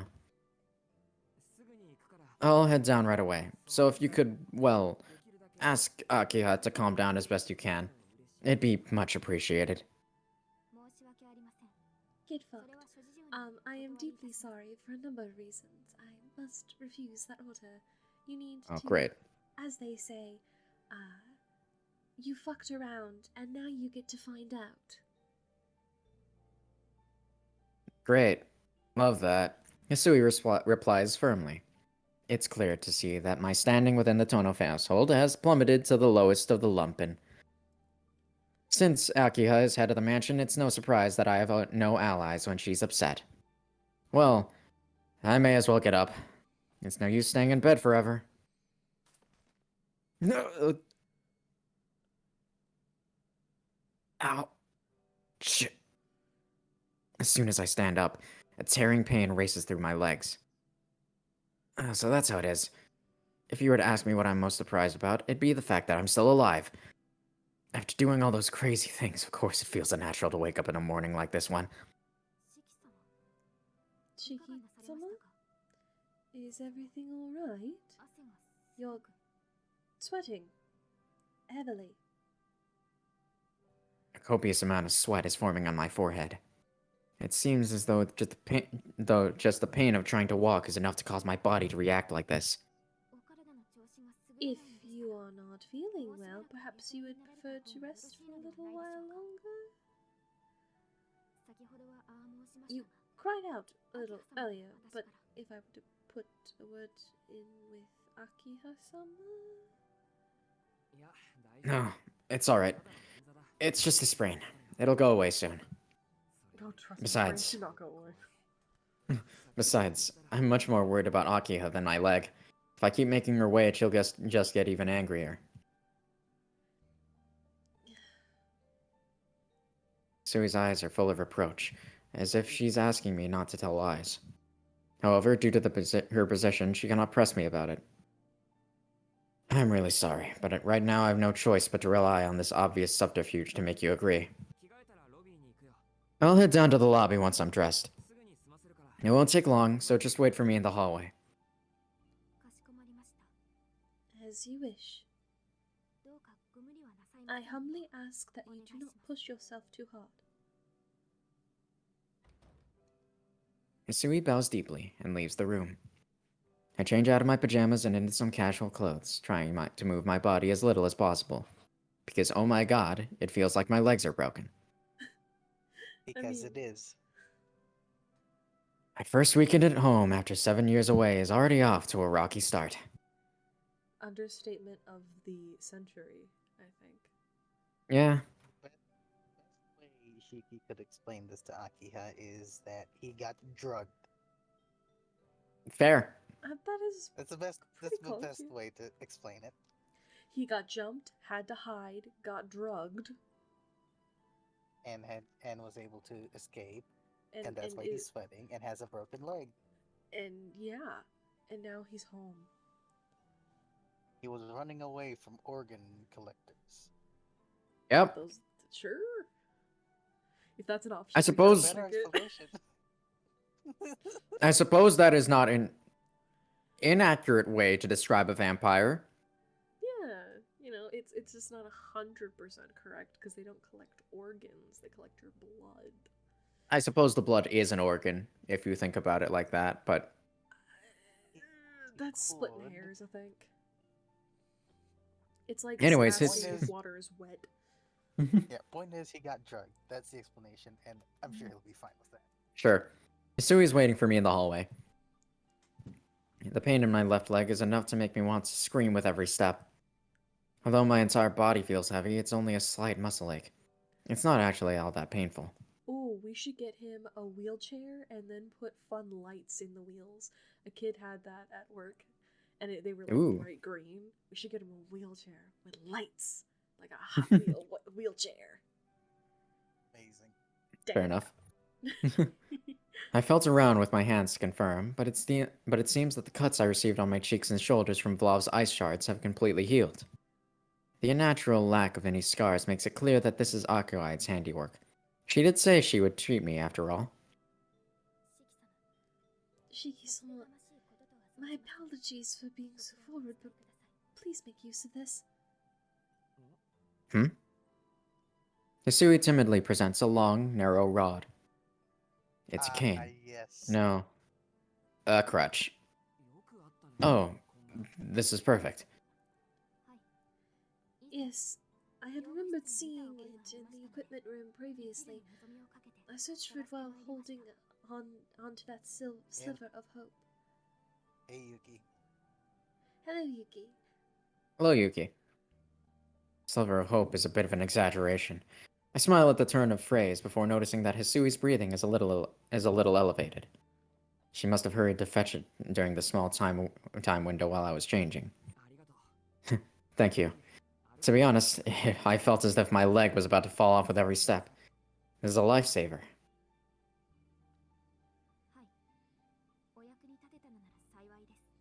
Of course. I'm glad to be of service. I shift the weight of my body off of my left leg and onto my left hand through the crutch. With this, I can walk without issue. I thank Hisui once again for her thoughtfulness, and together we head for the lobby.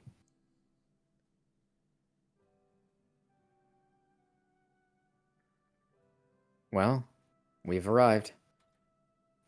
I lean the wall against the I lean the crutch against the crutch. Yes, I lean the crutch against the wall beside the door. There, straight ahead.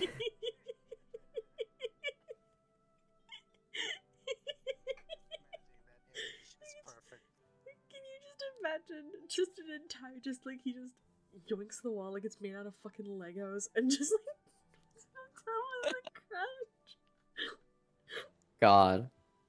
Straight ahead, on the other side of the door, is the head of the Tono family, Akiya-sama. She may be a year younger, yet now she impatiently lies in wait for her pitiful older brother to make his excuses to her. I don't know why that was I so may as well be funny. entering hell itself. Into the fiery pits of Mordor. No, complaining won't solve anything.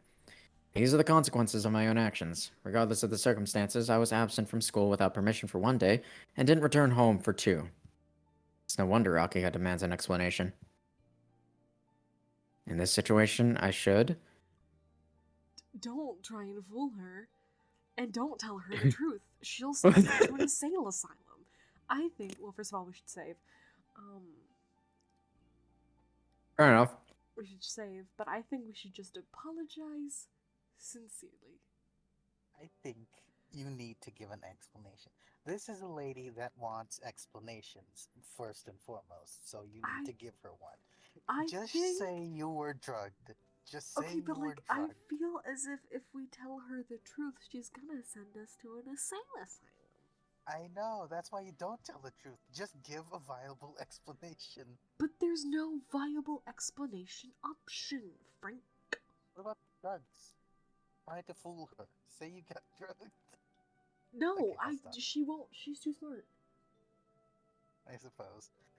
Yeah, apologizing is probably the best bet. Yeah. I think that's the best way to do it. I can't talk about Arcoite or Vlov.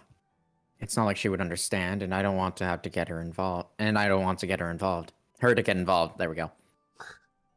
Though I absolutely cannot tell her the truth, I can at least apologize sincerely for my failings. Alright. Here we go.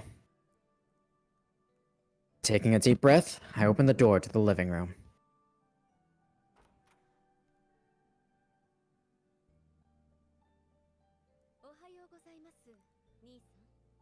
Good morning, Nissan. It's strange, but I feel as though it's been quite some time since I last saw you. Well, isn't she coming in a little hot? Yo! Morning, Akiha. There is no need for greeting, so please take a seat over there. Indeed. It seems that we have a lot to catch up on, don't you think?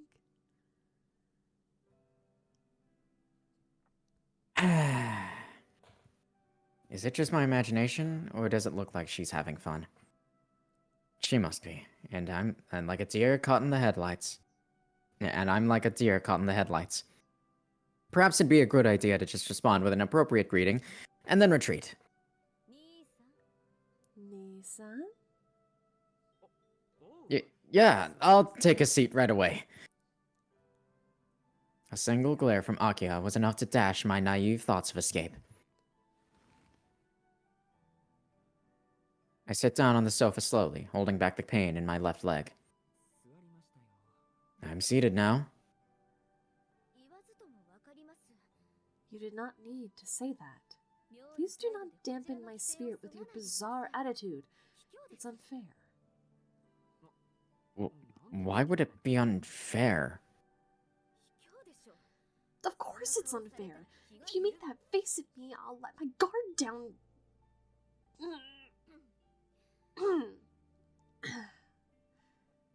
After truncating her statement with a cough, Akiha glares at me with an even sharper gaze than before. Nisan? I know this is sudden, but would you mind Elucidating? elucidating? Okay. Elucidating for me precisely what you have been up to both yesterday and the day before? If I say that I was attacked by vampires and I killed one, would you believe me? Also, I have a feeling that the telling her the truth is probably one of those things where it's like, oh, you have to go all the way back to this question if you die further down, because they mentioned that. Do you remember that? Oh, for sure. Fair enough. I feel like this is one of those questions, so I'm so glad we saved, because I just thought of that. Also, secondary thing, if they ever turn this into an anime, I feel like, I forget what her name is, but the voice of Rin from Melanie? she should play the sister. She should play Akiha? Yeah, for sure. Yes, for sure. I think she'd be so good as a sister. Fair. God. I mean, they did turn it into an anime. Once. No, I mean, like if they redid it and made it dubbed. Fair. This one. This one. Instead of the original anime. And then they could have Vlov. They could add Vlov, Keith. So true. God. We could make so many more funny. Oh my god, if they made one and they made it dubbed, we could make an abridged series and do actual 7-Eleven jokes. We could canonize the 7-Eleven jokes, Keith. Oh my god. Oh, good lord. I would love it. Now I'm hoping for Tsukihime. Hey, you Photable, if you're out there, We will watch the shit out of it, and we will make content from it to make sure that other people watch the shit out of it. You know, cough, cough, nudge, nudge. Cough, cough, nudge, nudge. Anyway. As she eloquently makes her remarks, Akiha picks up her teacup. Though her sentence was phrased as a question, there's no mistaking the fact that it was actually an order. But, as her older brother, I can't let her hear about what actually transpired. I would much rather hate me than worry about me. So, about that, Akiha. Yes? What is it? To be frank, I can't explain the situation. But your name is Shiki. I'm Frank. Crash. Oh no. At that, the teacup that Akiha was holding fell onto the table. No, it's more accurate to say that she dropped it on purpose. Akiha-sama? Oh, I apologize, Hisui. Could you clean that up for me? Oh boy. What a terrifying voice. Hisui silently cleans up the spilled tea in the broken, very expensive looking teacup. Still, what an utterly terrifying voice. After she finishes cleaning up, Hisui leaves the living room. So then, Nisa. And the friggin' screen continues scrolling. Yes, it pauses. And then just Holy cow. Oh my god. And the music kicks back in too. And the music kicks back in, yes. Oh boy. Welcome back, Seven. Hi, we killed Vlav. Yeah, I know. I was there when you killed Blov. Okay, so we killed Vlav, and now we have to explain to our sister what we did. Where and we we've just- been for yeah, like 3 days. 2 days. 2 days. And we just told her we Apologizing, cannot and then explain they can it. explain that they got drugged. No, we just told her we couldn't explain it. Okay. Anyways. I'm eating What? corn dogs. Oh, nice. And we have some. Would you be so inclined as to tell me more about the events of the past 2 days? Have I gone back in time? The head of the family is determined to make me talk. But even so, I can't talk to her about the situation. Even if it's to save my own skin, I can't tell Akio what happened. Dogs. Fire, dead people. Nope. There's no way I can let her hear such a tale. No matter how many times you ask, I still can't tell you. It was wrong of me to cause you needless worry. I also apologize for not getting in touch. But even so, there are some things that I cannot talk about. So you claim that you feel bad and yet you won't say anything, Nisa? My legs are broken. Uh-huh. There's that. How do I know that's not a ploy for pity? Do you not even have an excuse? Not really. You see, there's this woman. He was out with his girlfriend. Ew. Well, as much as I'd like to explain myself, I don't have a good excuse. But I haven't done anything wrong in the past 2 days that I want to believe in. You killed a man. He wasn't You a killed man. a He lady. was a monster. I'm like, killed a mass murderer. I think that's more akin to what he did. Yeah. I don't know. Fair enough. Killing the manager for 7-Eleven is a bit of a horrible act. No, killing the he killed the original CEO and then became the CEO of 7-Eleven. So I feel like it's in better hands now.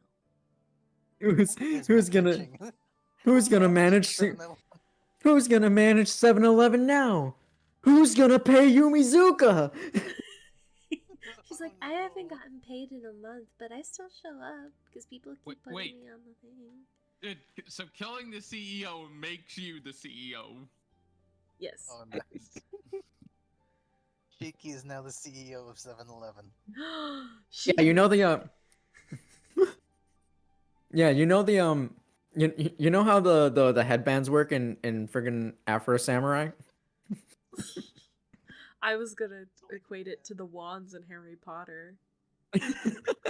So the friggin' Elder Wand. Yeah, the elder one.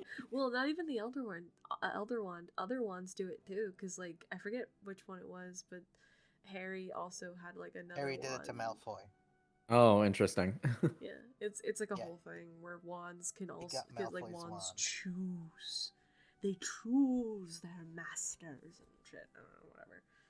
Whatever. Not really. You Whatever. just cast a spell. I haven't That's done it. anything Yeah. wrong in the past 2 days that I want to believe in. I did become CEO of 7-Eleven. So we just got even richer. Basically. I suppose. Do you want a big gulp? Glug glug. I got some big Takis. I got some blue Takis. Can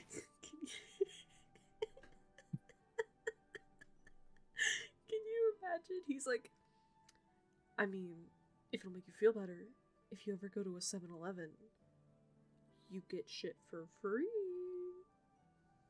You know? He's just like trying to be like, you know, Cool stuff. Like a big gulp. Just realized. I wonder if Hisui and Akiha can smell the blue takis and the big gulp on his chest. No, it got washed away in the rain. I don't think there was rain, but I'm gonna pretend like there was. Those. Okay. Oh my god.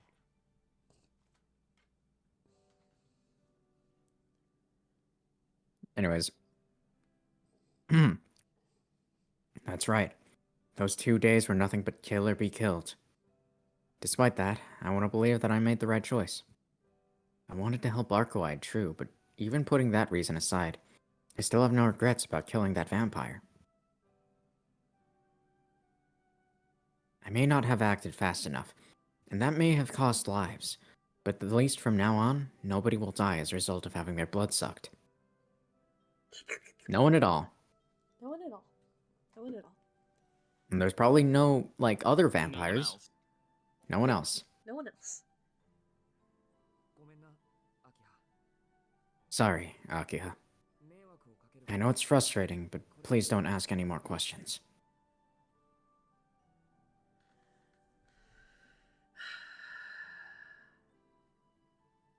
Akiha stares into my eyes. The suffocating atmosphere persists a little while longer. So be it, I suppose. Come to think of it, you do have your own set of circumstances. It is not my place to meddle deeply within your affairs. Sorry. I really appreciate you saying that.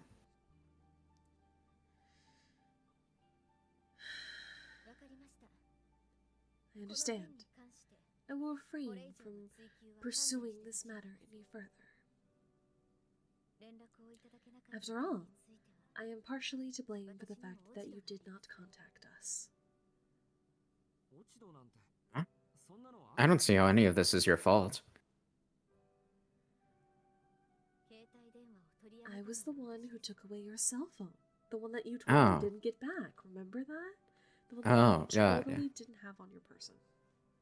Oh, All yeah, of yeah. this. Yep. Oh, yeah, right. He took his youth. If you'd had that, surely even a negligent brother such as yourself would have at least tried to contact me. Don't you think? Well, no, but actually, my phone has already been surreptitiously returned. However, let this be the last time. Please refrain from such conduct in the future.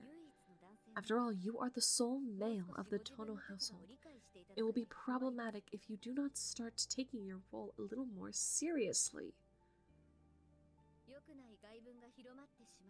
If our reputation were to be damaged, it would affect the ability of the Tono family to network in the future.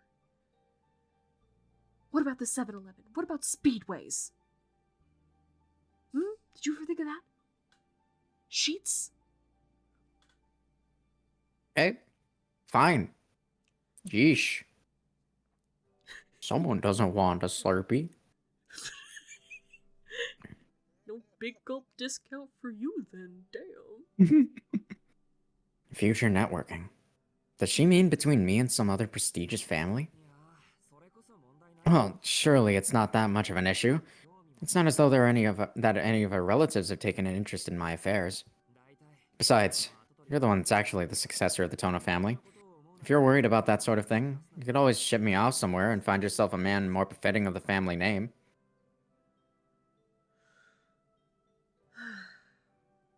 We went the Akiha route. She could have. Akiha has We fallen went with the silent for Akiha some route. reason. Well, we can't because there's only 2 routes in this game. All right. Is Frank suggesting incest again? Yes. God dang it. No. No, I'm not. Can you imagine if what she means, because I don't think it's what she means. I think this is just where my brain went. When they say networking with other families, my first thought was that she's trying to find him, like, a suitable wife from another good family. And I just think it's funny, the thought of his younger sister trying to set him up with a nice girl.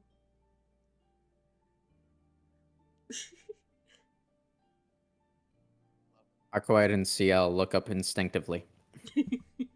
From the distance, they sense something in the universe. What's wrong? Are you feeling well, Akia? I'm fine. If you can afford to worry about me, please take better care of yourself instead. After all, you're the one with chronic anemia, Nisan. She's right.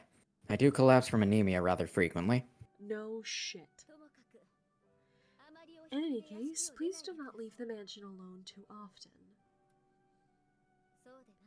I'm sure you know without me saying that the city has become quite dangerous lately. People such as yourself that go about with their heads in the clouds are practically begging to be targeted by the serial killer. He's the serial killer. So about that, But now the serial killer's dead now, because we murdered him. We murdered the CEO of 7-Eleven. If that's what you're worried about, then it's okay. Those kinds of incidents will never happen again. Serial killings that the city had the city in an uproar. The culprit that the news referred to as the modern-day vampire, his whereabouts and identity still unknown even to this day, the shadow of the night that menaces the people of Soya. However, all that is now in the past. Huh? I mean, that there's no more vampire. The killer has already been caught.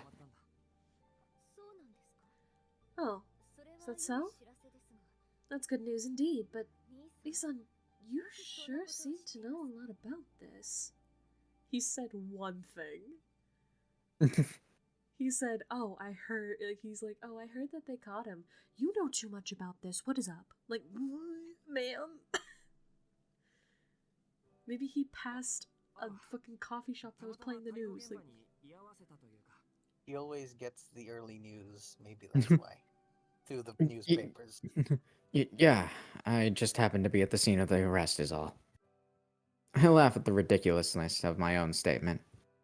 I suppose it really was all just a series of coincidences. The 2 days I spent with Arcoide. So much has happened that even now it feels like it was all a dream. But at least the monster that had been nesting in the city is gone. On that point, at least, I can say that I think I can say with pride that everything is taken care of.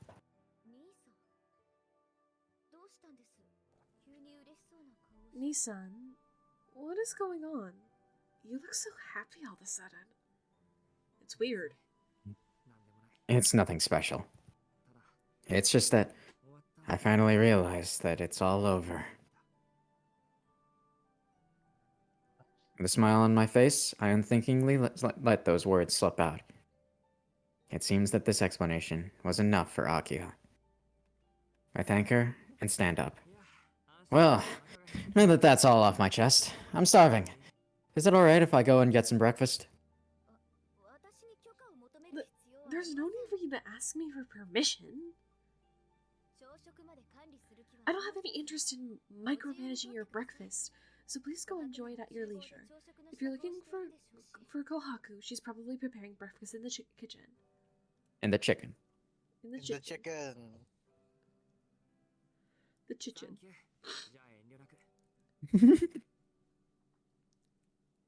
You say thank you in English? Yes, I think it sounded like he did. Sounded like it. Thank you. I'll go help myself then. That just reminds me of the meme like, thank you so much, best friend. I start walking toward the doorway. As expected, my left leg still hurts. Stop right there, Nisan. Uh-oh. I thought I noticed something earlier, but now it's quite apparent. You've hurt your leg, haven't you? Well, a little bit more than my leg, but that's all fine now. Crutch not signal that? Ah, well, I probably just sprained it, or maybe pulled a muscle. It's not that big of a deal, so don't worry about it. Is that so? Not a big deal, you say?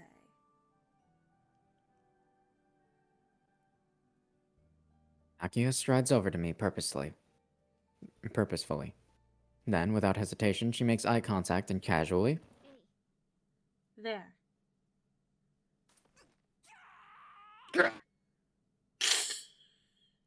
What the hell? The cutout was so aggressive. What did she do? What did she do? We'll find out. Next He time stomps. the Dragon's Ball. Oh, right no. on the most swollen part of my left foot. Oh, Her aim is so accurate that you'd think she had a sixth sense for locating injuries. You'd think she'd have mystic eyes as well. oh my, what a surprise. It would appear that even your poker face crumbles under a judicious application of pain. Of course it does! Hey, hold on, I'm the one that's surprised here. You knew what you were doing, didn't you? No, you misunderstand. My big brother told me that it wasn't a serious injury, and so I, with full faith in his words, put my best foot forward to confirm. My demonic sister smiles gracefully as she giggles. What the hell? Could she be any more transparent? This is clearly payback for not telling her what I was doing. Acting as though nothing had happened, yet with a new spring in her step, Akiya returns to the sofa and elegantly sips her tea. Well then, you are correct in that it isn't a particularly serious injury, but it still won't do just to leave it alone. Nisa, I'm ordering you as the head of the family. Please have a doctor take a look at you as soon as you finish your breakfast. Regardless of how you got hurt, I can't have you just moping around in pain. We get the doctor! Oh, No, Yeah! no. not again. She's back. She's back. Sure, that would be great, I but hate it. don't you want to ask me how I got hurt? I'm not interested. I've no doubt that the reason was utterly asinine. Besides, Yeah, it kind of even was. Besides, even if I were to ask, I get the impression you wouldn't tell me, would you, Nissan? Carboy. Yeah. I got slingshotted by a vampire using vines and bedrock To another vampire into another vampire Love it. who was the CEO of 7-Eleven. who was the CEO of 7-Eleven. Who's the CEO? I'm gonna Google who the CEO of Who is the CEO of 7-Eleven, actually? Let me Google it really quick. Please tell me. I'll find out. Who is the CEO of 7-Eleven? Whoever it Joseph. is, that's Vlov's normal name. His name is Joseph DePinto. He has been the CEO since December 1st of 2005. Huh. I see you, Vlov Archangel. He looks like such a normal dude. He does look like a generic white guy, doesn't he? Just like he looks like, I feel like you could, this is nothing against Joseph, this is not me dissing him, but I feel like you could use his picture as you could replace any president's face on the wall, and if you were doing a tour of the White House and you passed it, no one would blink an eye. It looks like Oh such my looks like such a prestigious picture where he's just very basic enough that when you pass it you're like, he looks important. Fair. But he just looks so, there he is. Like, you could put it on one of those, like, dumb billboards where it's like, have you been hurt in a car accident? Call our law firm. Like, it's that kind of shit. Oh yeah, for sure, for sure. That's what that picture looks like. A blunt reply from the head of the family. If it's merely a sprain and not a gaping wound, Kohaku can take care of it. Oh, that's right. I believe Arach-sensei's around this morning as well. She was originally a surgeon. Kohaku for medical treatment or Arach-sensei for surgery. Please choose whichever you please. Go to Arach-sensei, please. Please. I haven't done her voice in so long and I want to so Oh, yeah, fucking for sure. badly. You don't understand. One unexpected turn of events. I want to see Hi. my girl. I want to see my girl. Yo, we have to though, right? We have to. We have to see Arach-sensei. We gotta. We gotta. I don't even really remember what voice I don't did want for to. her. I You don't have want to be see here her for again. it, Frank. I'll have Professor Arach take care of me. I still don't know what kind of person she is, but since she wears a white lab coat, I'm pretty sure that she's a doctor. No, she's not. No, she's I, not. I'm so I- excited.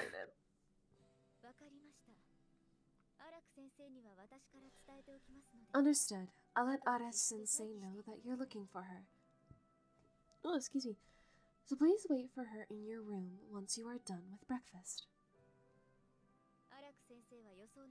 Arach-sensei may be somewhat unpredictable, but there's no denying her skills as a doctor.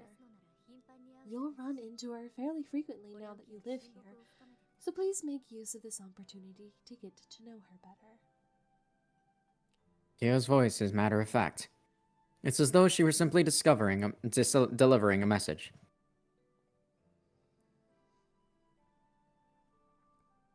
Now then, my first priority is breakfast, but once that's dealt with, I'll go and get myself looked at.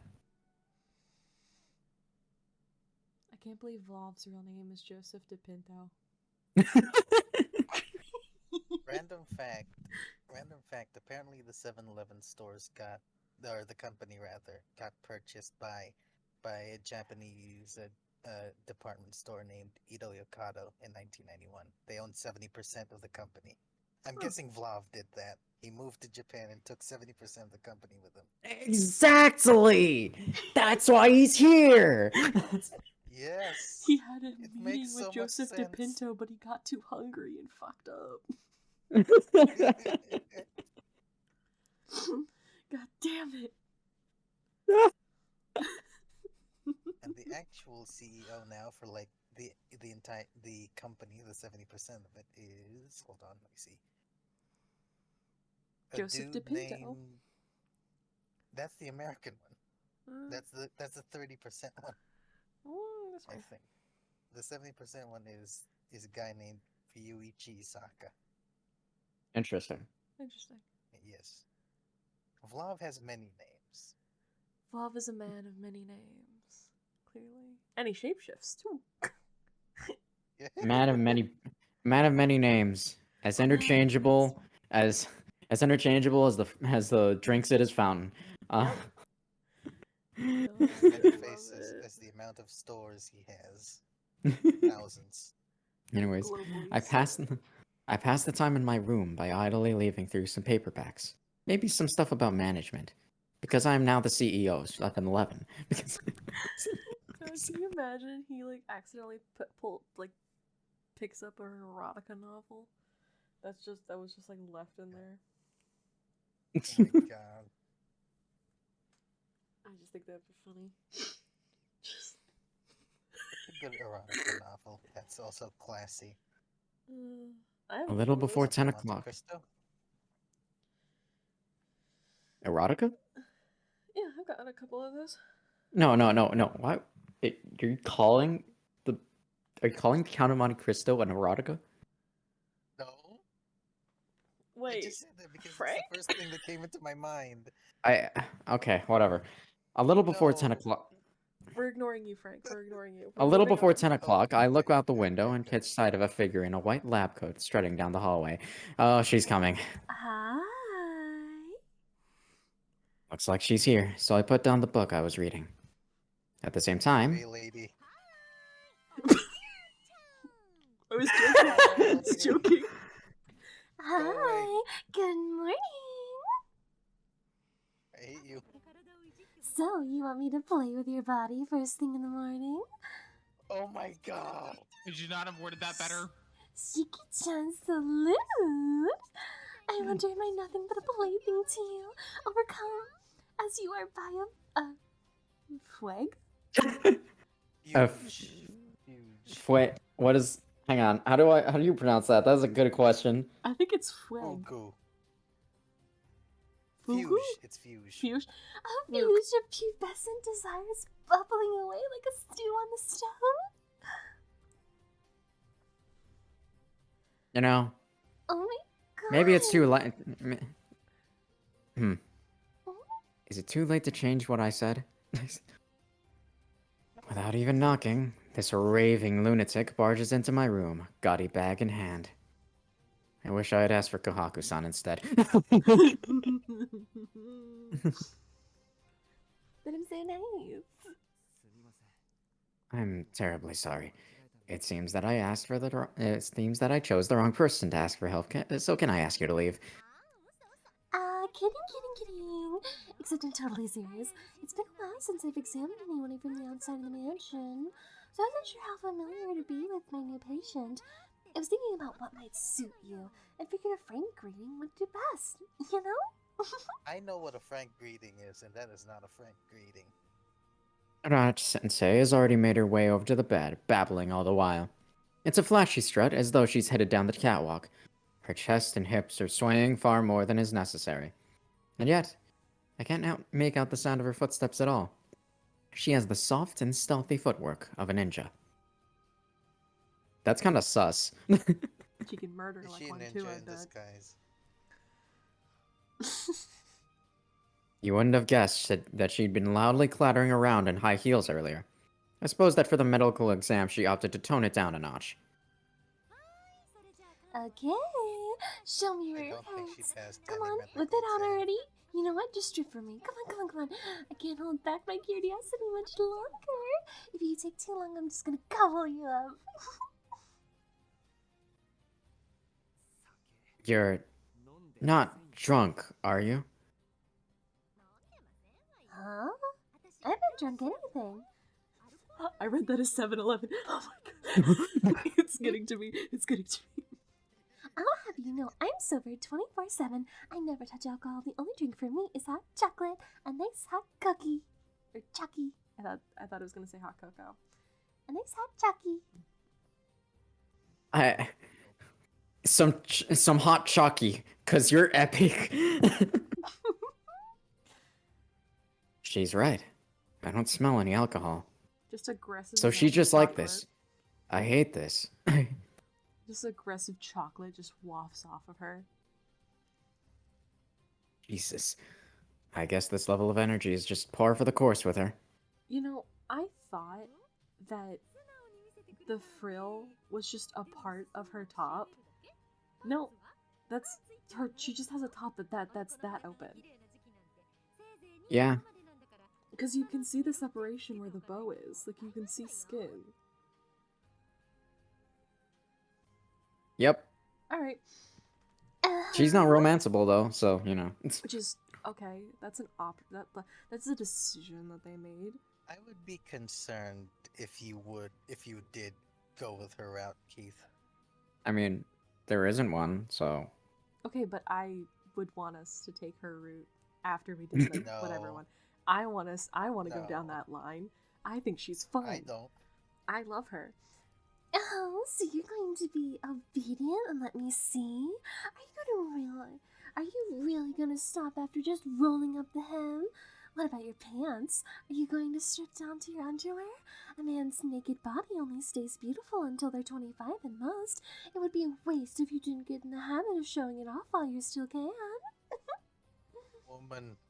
Woman. Hey, sorry, I'm already seeing someone. Well, she doesn't have to know. I am a doctor. I Oh God. Shiki's eyes slowly turn toward the window, and Arcuite is just like in the distance staring into it.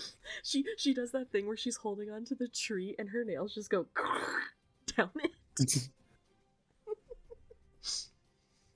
She has the little eye shine, like the little shing on her eye. It's fine. So just hurry up and examine me, Professor. Even my patience has a limit. Question: how did Shiki get his glasses back? He never lost them. No, because he threw them off when he went to go kill what's his name. Oh, I'm sure Argawide found them. Yeah, probably. I guess. Can you just It's imagine amazing they didn't get Argawide destroyed just in the skipping rubble. around the rubble, just being like, "Where are his glasses? Oh, I found them." I love There that they are. image. Just, I found them. Did you just say professor? Hey, did you just call me professor? So do I look like one, right? Well, you are wearing a lab coat, and, like, you know... You could say that she's the embodiment of a scientist. A mad one, at that. Lovely like Lady Godiva. Right, time to get a little serious. Also, Godiva chocolate is actually really fucking good. Fair. We used to have a Godiva store in the mall that I like to go to, and it closed during like COVID. I'm so sad. Unfortunate. So Dang. sad. Ugh. Alright. Anyways. Professor Arach takes a seat and palpates my legs. Squish, squish. It was a strange sensation. It didn't feel as though her fingers were tracing my skin as much as gently lapping against it. There was a rhythmic thumping and that resonated throughout my body, but I didn't feel any pain at all. It's as though she was scanning me with a sonar of a submarine. Oh dear, it looks like you fractured your leg, haven't you? Oh, okay, that's a little less damage than I thought it was, actually. You're quite the masochist, aren't you, Shiki-chan? After all, normal people wouldn't be able to tolerate this kind of pain. Hey, yeah, no, please don't do that. So that's how it is. Though I'm glad that it's only a fracture. I wouldn't be surprised if I had quite a few fractures here and there. But it's strange, isn't it? If there's a fracture, you'd expect the area around it to be a little damaged as well. Oh. Let me slap something on there real quick. What the heck was that? Just a bit of an antiseptic. It looks like there's no need to slice you open. It'll heal up on its own tomorrow if you don't move around too much. Boring. Professor Arach discontentedly scratches her head, then takes some medical equipment out of her bag. She breaks the seal on a fresh pair of surgical gloves, dons them, and starts preparing a syringe. Whoa. I'm gonna give you some painkillers just in case, okay? It's not strictly necessary, but Matriarch-chan told me to be thorough, so here we go. With a fluid hand movement, Professor Arach injects the painkillers into my left leg. That accomplished, she tapes my heel in place and wraps it in a bandage, thus completing the treatment. She really did a brilliant job. It's on par with the care I received from the old man from the clinic who took care of me back when I was still living with the Arimas. She'd probably be an excellent physician if she could only keep her mouth shut. What, you don't want my mouth wide and open for you? You could have phrased it a lot less weirdly than that, but alright. Anyways, thank you very much. I feel a lot better now thanks to you. Don't mention it. Besides, I'm not even licensed, and this is outside my area of expertise. I'm really more of a scientist. Hang on, wait, hang on. Shiki-chan called me professor after all. She seems to be over the moon though at the fact that I called her professor. Based on her reaction, I assume that Akiha and the others have never referred to her that way before. But you know, Shiki-chan, it really looks like you've put your body through the ringer. It's as though you were trying to surpass the limits of what's physically possible for a human, going further beyond. Ultra. Yeah. Personally, I love that kind of reckless behavior, so even though I'm your doctor, I won't stop you. I... You are a horrible physician. I just Is she realized I'm just- doing the same pose that she is right now. She's horny 24/7. That's what she is. What a mood. What? Oh? But didn't you say that you're more of a scientist than a doctor? Shiki-chan, you're so harsh. You may look docile, but deep down you must be cold-blooded, right? I bet it's not just your body either. There's gotta be two sides to your personality as well, right? I mean, you? How much do you even know about your own body? What? Are you referring to my anemia? You can call it that. No, not that. I was talking about your What? muscles and bone structure. Or Engine? Engine and chassis? engine and chassis, if you will. After feeling you up, I got the sense you have quite the unusual body. What the hell does that mean? When it comes to muscles, there's the fast twitch variety, which is specialized for brief periods of explosive power, and the slow twitch variety, which is better suited for long-term endurance. You're mostly made up of the former. That's all well and good, but how do I put this? It's light. It's not as though you have a light build, but more like your bones themselves are light. Where you're born with some mysterious... Were you born with some mysterious ability to manipulate your own weight and float like a feather? Anything like that?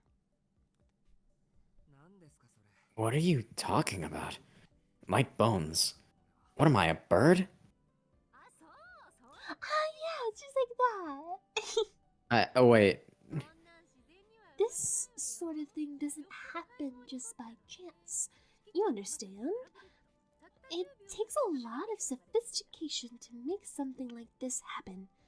You're like a thoroughbred, born for the sole purpose of sprinting for 10 seconds.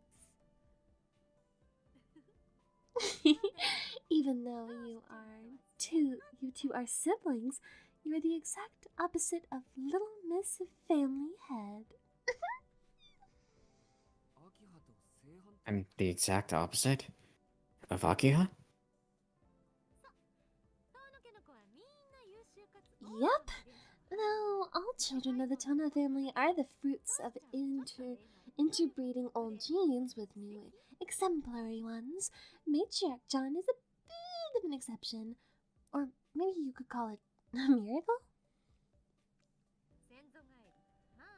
A reversion to the ancestral DNA, otherwise known as an atavism? Atavism.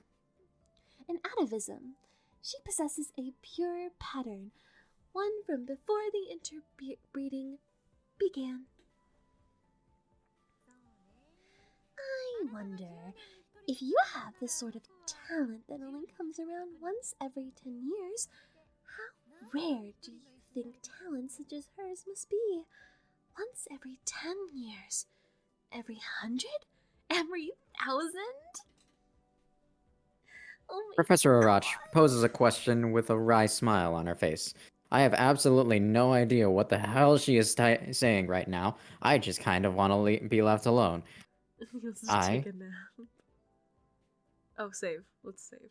Oh my god. Okay, I sure. feel like we should just save after every question, like before every question, Fair. because I just feel like it's important. Think Probably, of one in decade? Century? probably millennium, honestly. You want to guess millennium?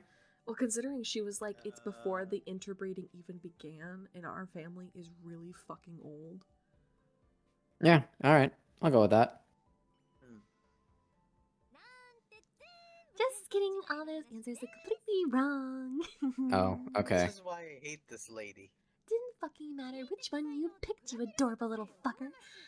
It would be absurd to even compare her talents to those crafted by the hands of man. Our precious little head of the family is the sort of monster that only shows up once every 10,000 years, after all. Professor Arash lets loose a hearty cackle. It appears she is thoroughly enjoying herself, even though I have absolutely no idea what she's talking about. I just kind of want to take a nap. What kind of And consciously scientist clench is my she? fist in response to her attitude. Oh my! Are you mad because I spoke ill of your sister? I was only trying to express the extent of my heartfelt affections for her, you know. Is that so? Even if that's the case, please do not speak of her like that again. Oh. I don't want anyone to liken her to a monster. Now that I know vampires are real, I can't abide anyone using that term to refer to a human. And to refer to Akiha like that. And to refer to Akiha at that. I won't allow it. Oh dear. Did I strike a nerve? Yeah, I'm so scared. I'm so scared that I'm getting out of here. With a clatter of heels, Miss Arach scurries over to the door. I have no intention of calling out to her, retreating back to get her to stop. However, the woman in the lab coat halts in front of the door, and turns with a grin playing around her lips. But before I go, let me say just one thing as a professor. If in the future you plan on getting hurt like this again, let me offer one piece of advice. Shiki-chan, your body isn't in peak condition, is it? So how about it? You want to shake off the stagnation of these past 7 years? Well, be warned that if you do, it's really gonna hurt like hell, though. I don't understand the meaning of it. I just know that I feel a visceral disgust at the idea of accepting her offer. Same. I respectfully decline. Besides, this sort of thing won't happen again. You say that. Yeah, it'll be great if that's how it plays out. Laters, ciao. I'll always be waiting for you. Be gone, frickin' thought. Professor Arach blows me a kiss, then leaves the room. Mwah. I should pull myself together. Can you imagine he does that thing where she blows the kiss, he takes it and then puts it in a blender? Have you ever seen that video? I think I have, yeah. That's so fucking funny. It's great. that's cheeky right now. Now that I'm able to move, I need to decide how to spend my afternoon. Nap. Mm-hmm. Take a nap. Take a fat nap. The best way to take that afternoon.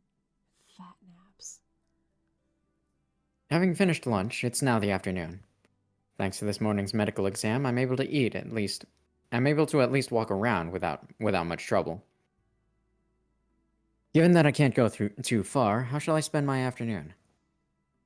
I feel like we don't need to save on this one because we just saved on hers and hers was short.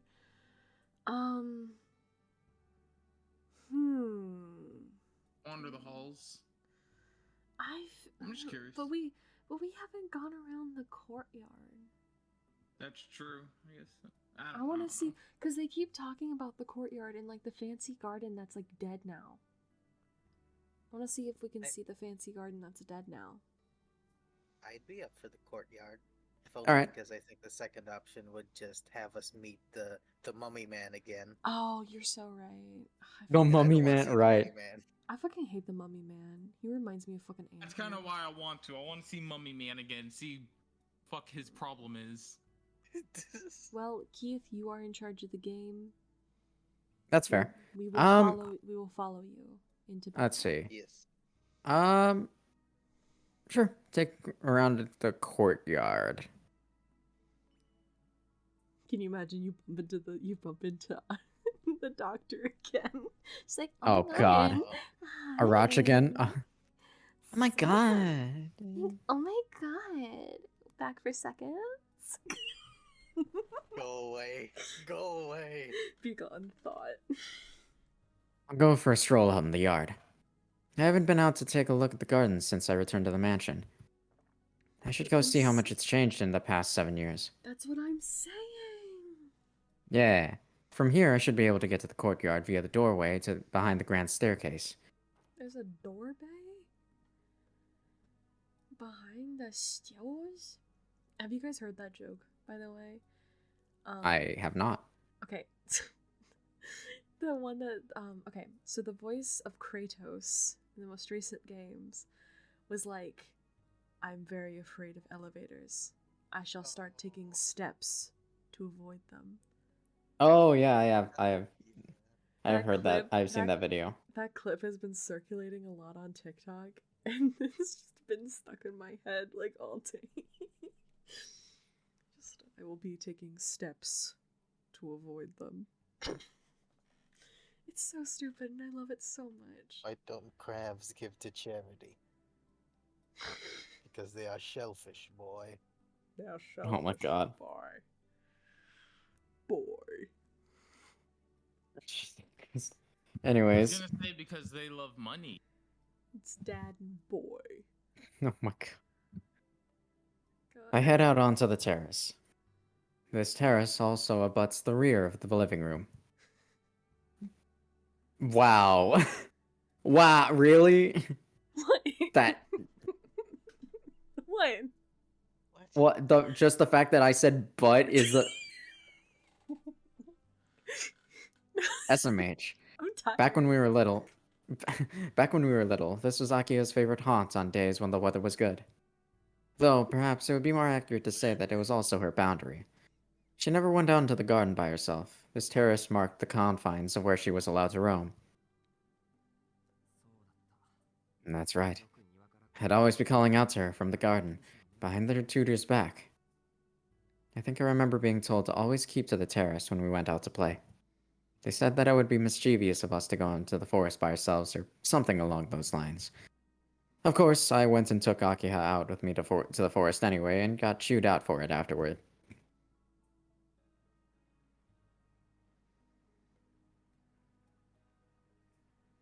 Mansion looks amazing. It Again. really does. Mm-hmm. I It's head down perfect. from the terrace and out into the garden. The garden looked endless in the eyes of a child, but now that I have a better perspective, it's a little easier to get a handle on the size of it. There are fewer flowers now than I remember there being 7 years ago, but aside from that, the ambience of the garden is largely unchanged.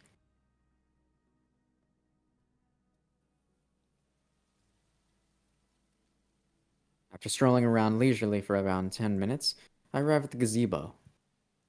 This marks the end of the garden. Past this point, it gives way to a dense forest, thick with trees. I'm still a little hobbled from my leg injury, so this is about as far as I'll go today.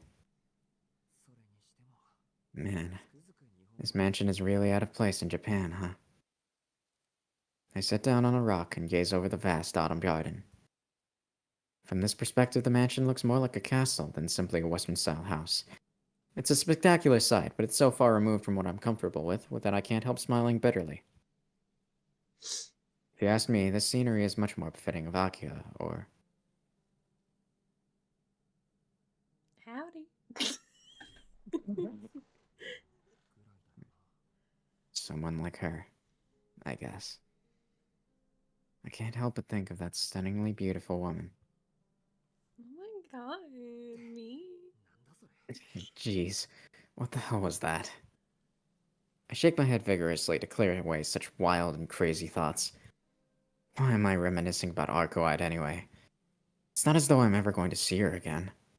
Now that she's accomplished her goal of exterminating Vlav, there's no reason for her to stick around in this city. That's why there's no use being hung up on her like this. She's gonna just appear. Of course. That's right. She's gonna be like, you were thinking of me? My time together was always going to end this way, so there's no point dwelling on it. Honestly, to think that I'll never have anything to do with that insane, anything insane again. It's good to be rid. I closed my mouth before I finished my sentence. There's no point even uttering such a blatant lie. It'll definitely be a lot less lively without her around, but whether that's a good thing or a bad thing is hard to say. After all, I'm still left with these feelings in my heart. Among those feelings is regret, and even lingering affection. That girl was nothing but trouble, but even so, it was, well, kind of fun to spend time with her. Jeez. What am I thinking? I nearly got killed. Why on earth am I still pining after her?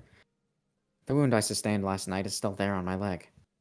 I remember how it felt when it seemed like I was going to be killed by Vlav. I don't want to go through something like that ever again. I breathe out a sigh and leave the gazebo behind me. I kill some more time by strolling around the courtyard as I make my way back. And yet, even after the sun is set, this strange, lingering attachment is not so easily forgotten.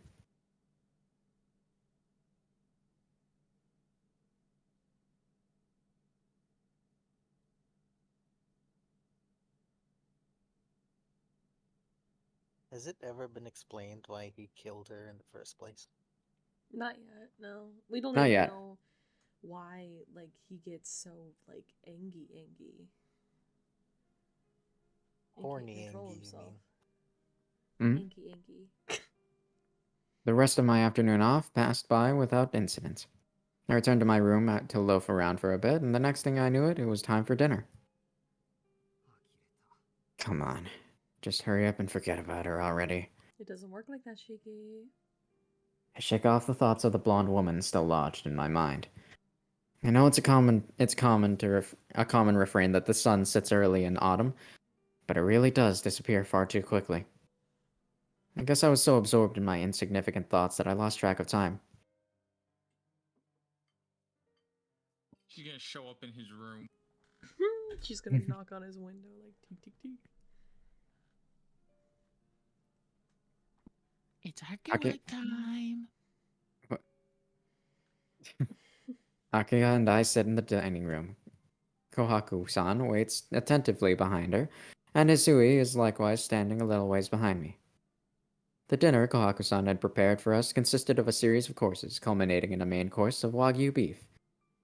Maybe it's one of the customs of the Tono residence, but Akiya spends the meal in utter silence, a prim expression on her face as she conveys each morsel of food to her lips. Akiya had returned to the mansion maybe an hour or so prior. Apparently some sort of unforeseen problem had cropped up, and she had to go run it aground. Run it to ground. Sorry, just checking in, but is there some sort of rule that says we're not allowed to speak to each other during dinner? I ask Isui in a whisper, trying not to be heard by Akiya. No, all members of the family are free to talk amongst themselves. So, does that mean Akiya's silence is simply because she's in a bad mood? My deepest apologies, it is difficult for me to say for sure. This is purely speculation, but perhaps it isn't the case that Agia-sama is simply fatigued? I see. I guess you're right. She's always a little sullen, but this right here is a new level of ill temper. Dealing with that crisis must have taken a lot out of her. I nod earnestly and sympathize with her. I can't say this out loud, but the best thing I can do for my sister, Sister, after a weekend, it has been cut short by some unexpected crises to just let her rest. There's no reason for me to go and put my foot in it by bringing the topic up. Let sleeping Akia's lie and all that. Just imagining that for the past 2 days she was trying to find bounty hunters and trying to call a SWAT team to find Chiki What? I can hear you. because she was heavily worried. I can hear you, Nissan. I will have you know that I am not at all tired as a result of this afternoon's inspection. In this house, we simply consider silence to be golden during a meal. Akia glares at me. It's only natural she'd notice me talking to Asui, but the fact that she can even make out what we were saying is disconcerting. Her hearing must be insanely sharp. Then again, I suppose that too is now a thing of the past. If you really wish to talk about something or want to chat about the events of the day, then I suppose there's nothing wrong with that. I nod my head in understanding and resume eating. Perhaps as a result of having a light breakfast followed by a light lunch, by evening I had developed quite the appetite. Though despite that, I'm finding tonight's menu a little difficult to stomach. Not just because of the beef tenderloin and foie gras. Foie gras? I think it's foie gras, yeah. Foie gras. Foie gras. But also because the Foie deep gras. red... Foie gras. But also, Yes. but also because the deep red sauce forcefully reminds me of blood, and by extension, all of the events that led up to yesterday. It does be like that sometimes. Yummy. It really do be like that sometimes. An unexpected murder, an impossible reunion, an unbelievable monster. Weighed down by that heavy loss of life, their outstretched fingers, the touch of death. And finally, what I knew would naturally follow after we defeated that vampire, parting ways. How pathetic. To sink this deeply into my reverie. My fear hasn't abated at all, has it? And how did my dear Nissan, who so Commiserates? commiserates with my working life, spend his afternoon off? Oh, you mean me. This afternoon I went out for a little stroll, then went back to my room and spent the rest of my day lying in bed. Is that... Well, your anemia acting up again? No, I was just lost in thought, and the day slipped away from me. My body's not in bad shape, and even my leg isn't causing me trouble anymore. My leg.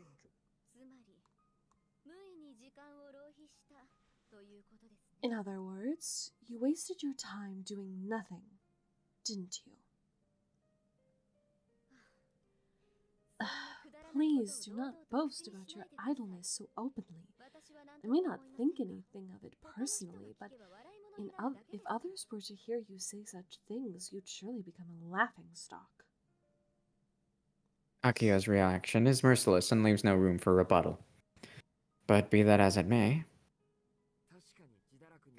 it's true that if someone heard me say that, they may think I was a deadbeat. Or rather, it actually was pretty lazy of me, I'll admit.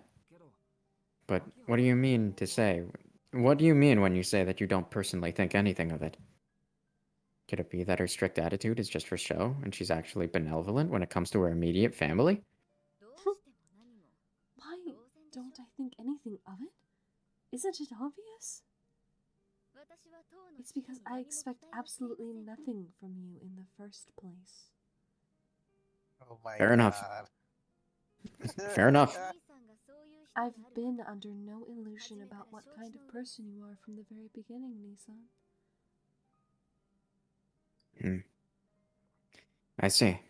What an enlightened perspective. You can't be disappointed if you never get your hopes up.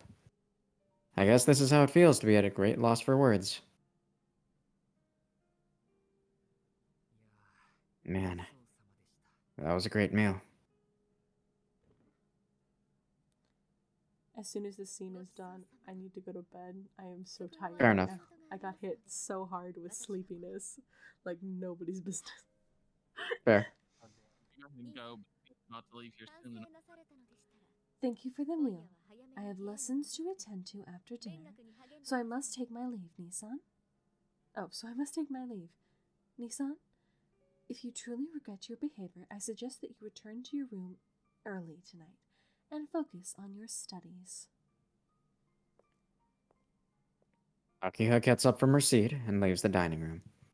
I believe that tonight's lesson is a violin recital she planned earlier this evening. Just how much of an overachiever is he? I'll definitely develop an inferiority complex at this rate. Shiki-san, fight! Don't let Akiha-sama beat you! The mischievous maid pumps her fists in support as she follows Akiha out of the room.